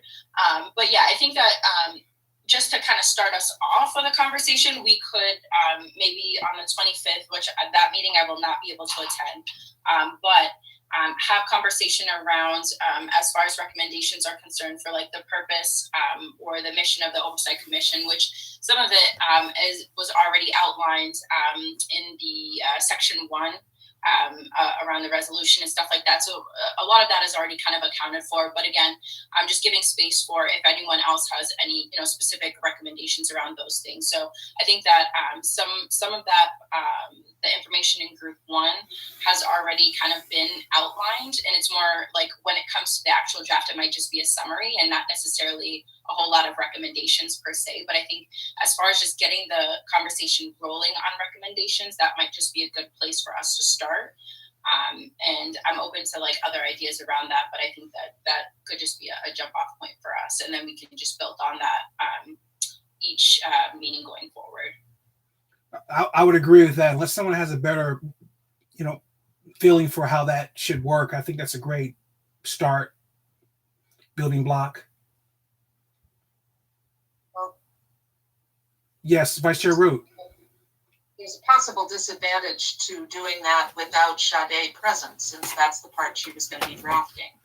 And it includes the membership part as well, is that right? Which yeah. we haven't talked about before.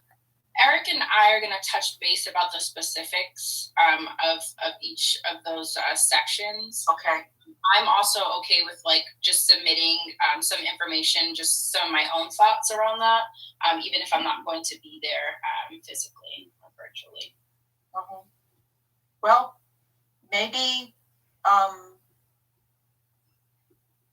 maybe Sade and Eric and Chuck and I can figure out before the next meeting how to use that space the best, and just try to get that out to people on the early side.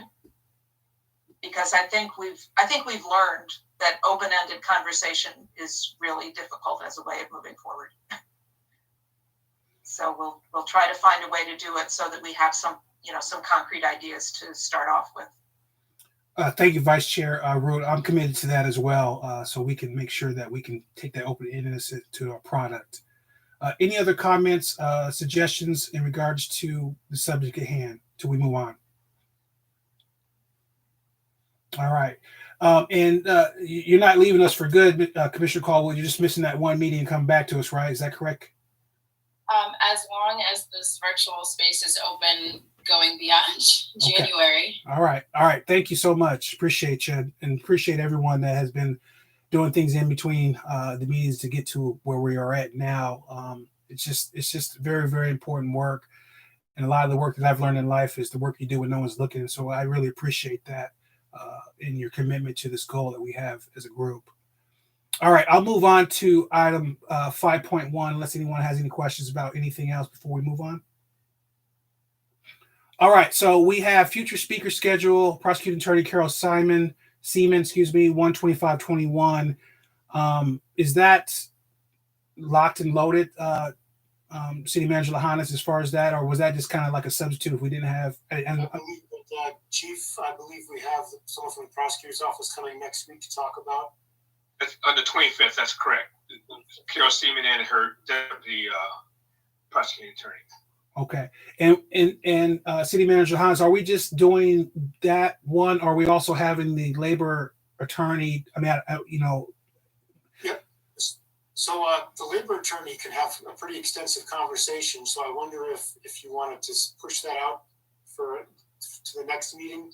Because I would think the labor attorney could talk about two items, at least a brief presentation. One is about the labor contract, the 312 process, bargaining a labor agreement, and the other one would be about discipline, investigation, and discharge issues related to the labor agreement.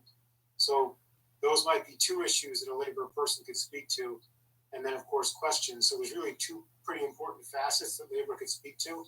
So do you want that for a separate meeting? That would be the meeting after we have the prosecuting attorney come? It sounds like a biggie, but it's not my decision. It's the group's decision about if they feel comfortable with going and do that, just because of the context of how much that presenter may have. I'm just trying to hear if anyone is opposed to possibly doing it and breaking that up. That'll give us a little bit more time to discuss some of the things that we were just talking about in the previous item as well. But does anyone see anything wrong with being able to break that up as far as presentations? Okay, I think that's what we'll stick with tentatively right now, City Manager Hannes, and do as you suggested by breaking those two up and going from there. We'll seek to schedule that for the following meeting after the prosecuting attorney. We'll seek to get our labor attorney scheduled for that meeting for a presentation and questions. Okay. Yes, Commissioner Harrell, please. So just looking at that timeline again, the one thing that keeps coming back to me is if we can nail down a date for sort of the full public information meeting, right? A public input meeting, where we wanted to have the majority of a specific date set aside, where although we had 6 people today, which that's been unusual. We've usually only had 1 or 2. So if we're going to try to have a specific date where we devote most of the time on that date to public input, at what point do we want to do that? There has to be conversations about how we sort of generate that public input in terms of advertising or whatever we're going to do to get more than 2 or 3 people. If we're going to set aside an entire date to do that. But there's also that issue of timing, right? We don't want to leave that too late in the process. Yes, thank you. And we do have it on here as discussion, but I think it's appropriate to ask that question. I mean, I know, and correct me if I'm wrong, but I think before the break we had talked about sometime early February in regards to possibly, generating some energy around that and reaching out to our resources. And I kind of name dropped Elaine Hardy as far as one of our helpers, hopefully, with being able to generate that discussion with the community and probably some other people out there that are connected. But yeah, I'm with you on that in regards to kind of really, what does that look like in your minds?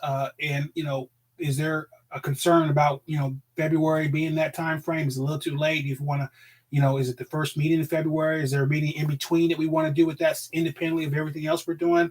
I would love to hear back from some other commissioners in regards to their initial thoughts on that.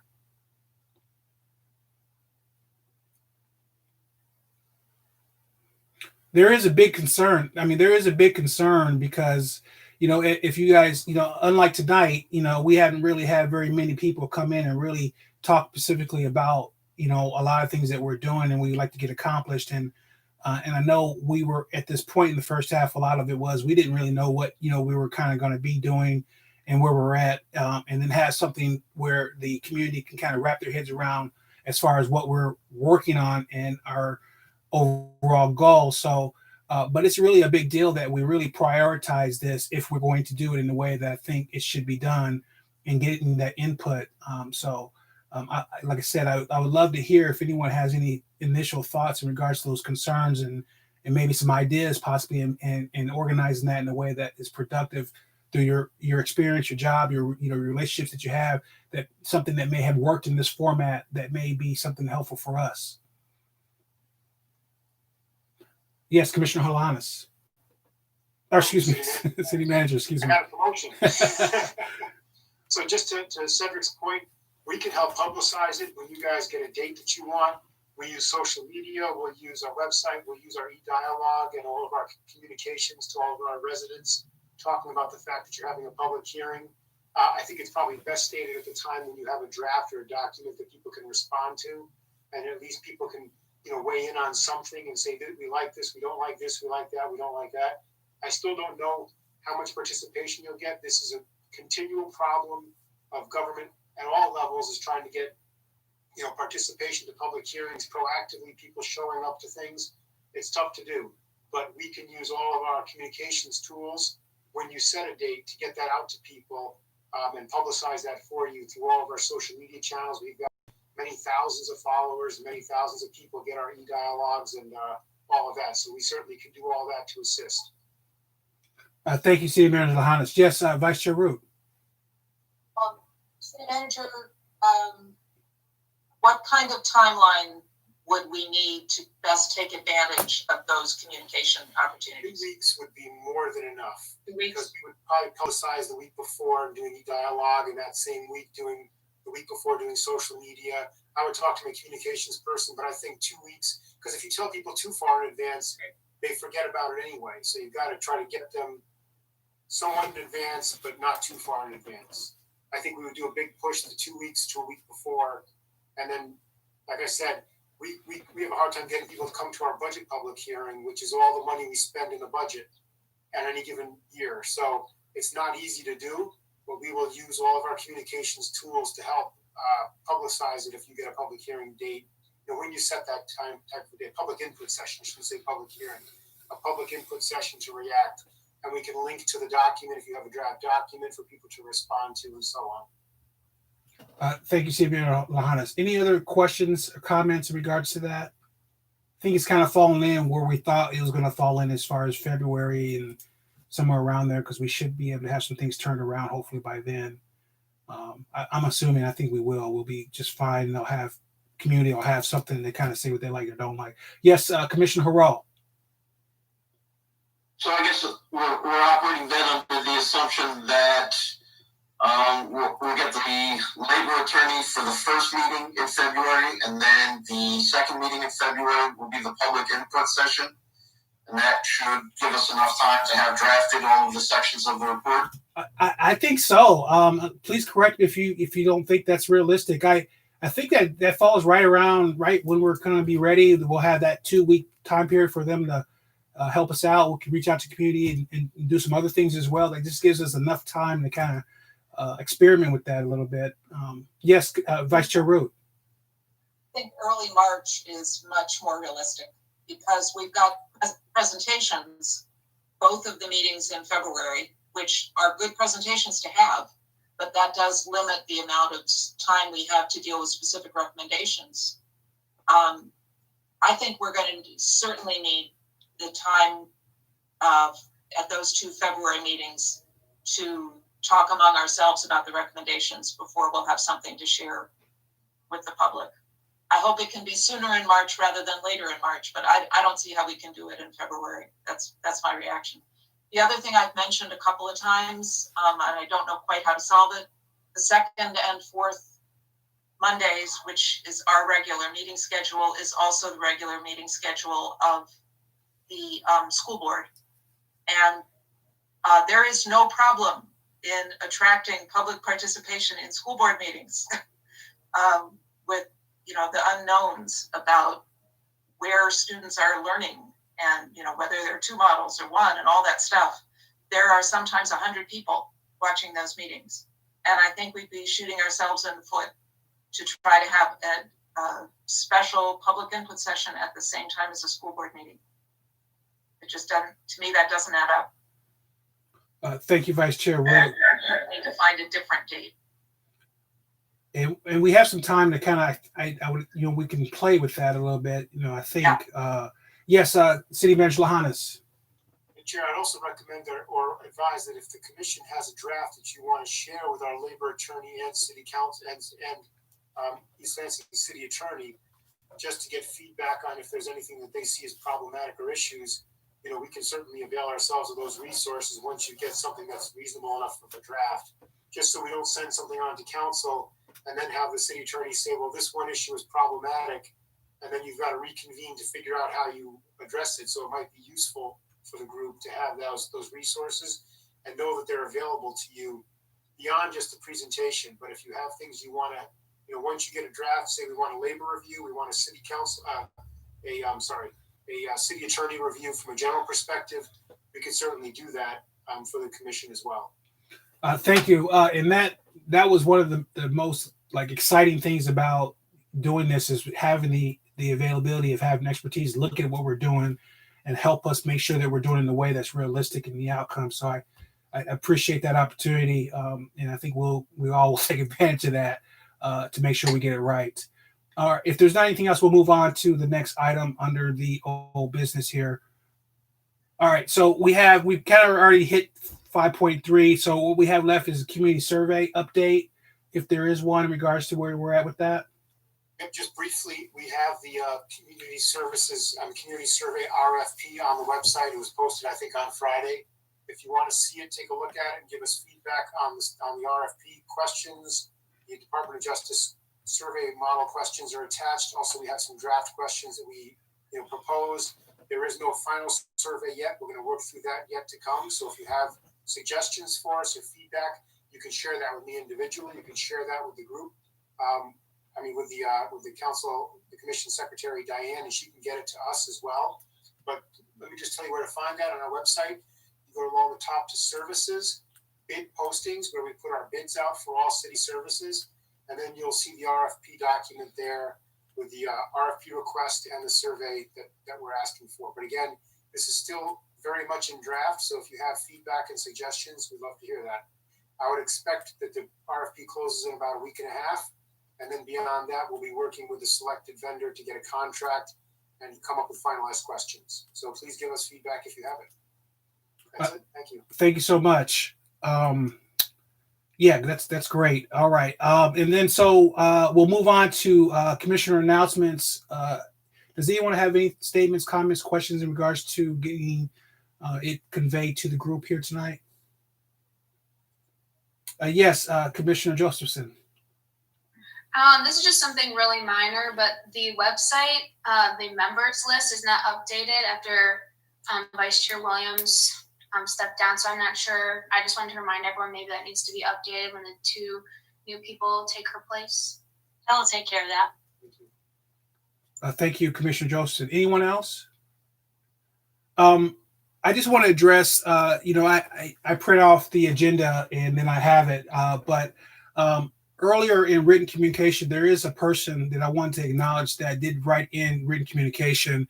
And she really expressed her gratitude for our work here. And I'm sure if you guys can look online, it's there. But I just wanted to say that publicly and make sure I acknowledge that she did do that. She just really acknowledged, our commitment to what we're doing. And she really wanted to acknowledge staff, police staff, in regards to what they're doing and what they're not doing when it comes to some of the community issues that we have going on out here. And so I just wanted to mention that so she didn't feel like, we just, blew past that. So I would recommend you guys take a look at that and give it a read or two. She's just thanking us. Yes, Commissioner Ellsworth Etchinson. Is that from Susan? I'm not sure how to pronounce her last name. Froschel or something like that with the F. Yes. The communication you're talking about. Correct. At the end of that communication, she also specifically is asking if the East Lansing Police know if they had officers that participated or not, that participated in last week's riot at the U.S. Capitol.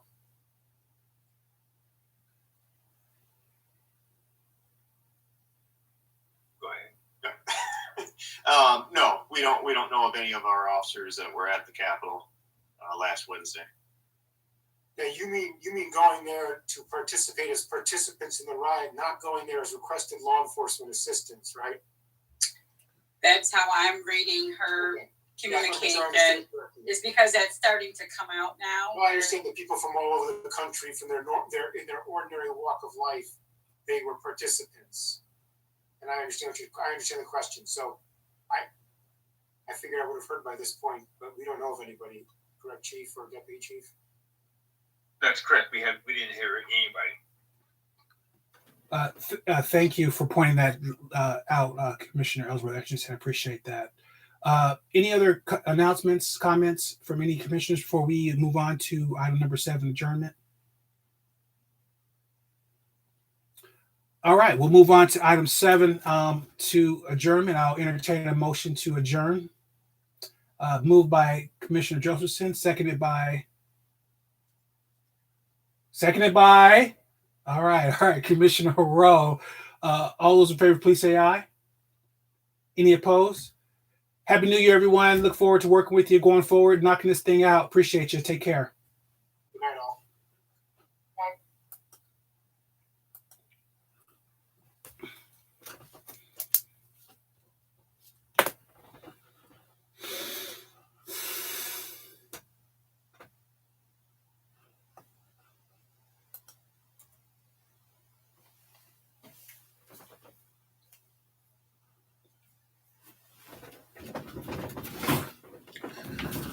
All right, that's a wrap.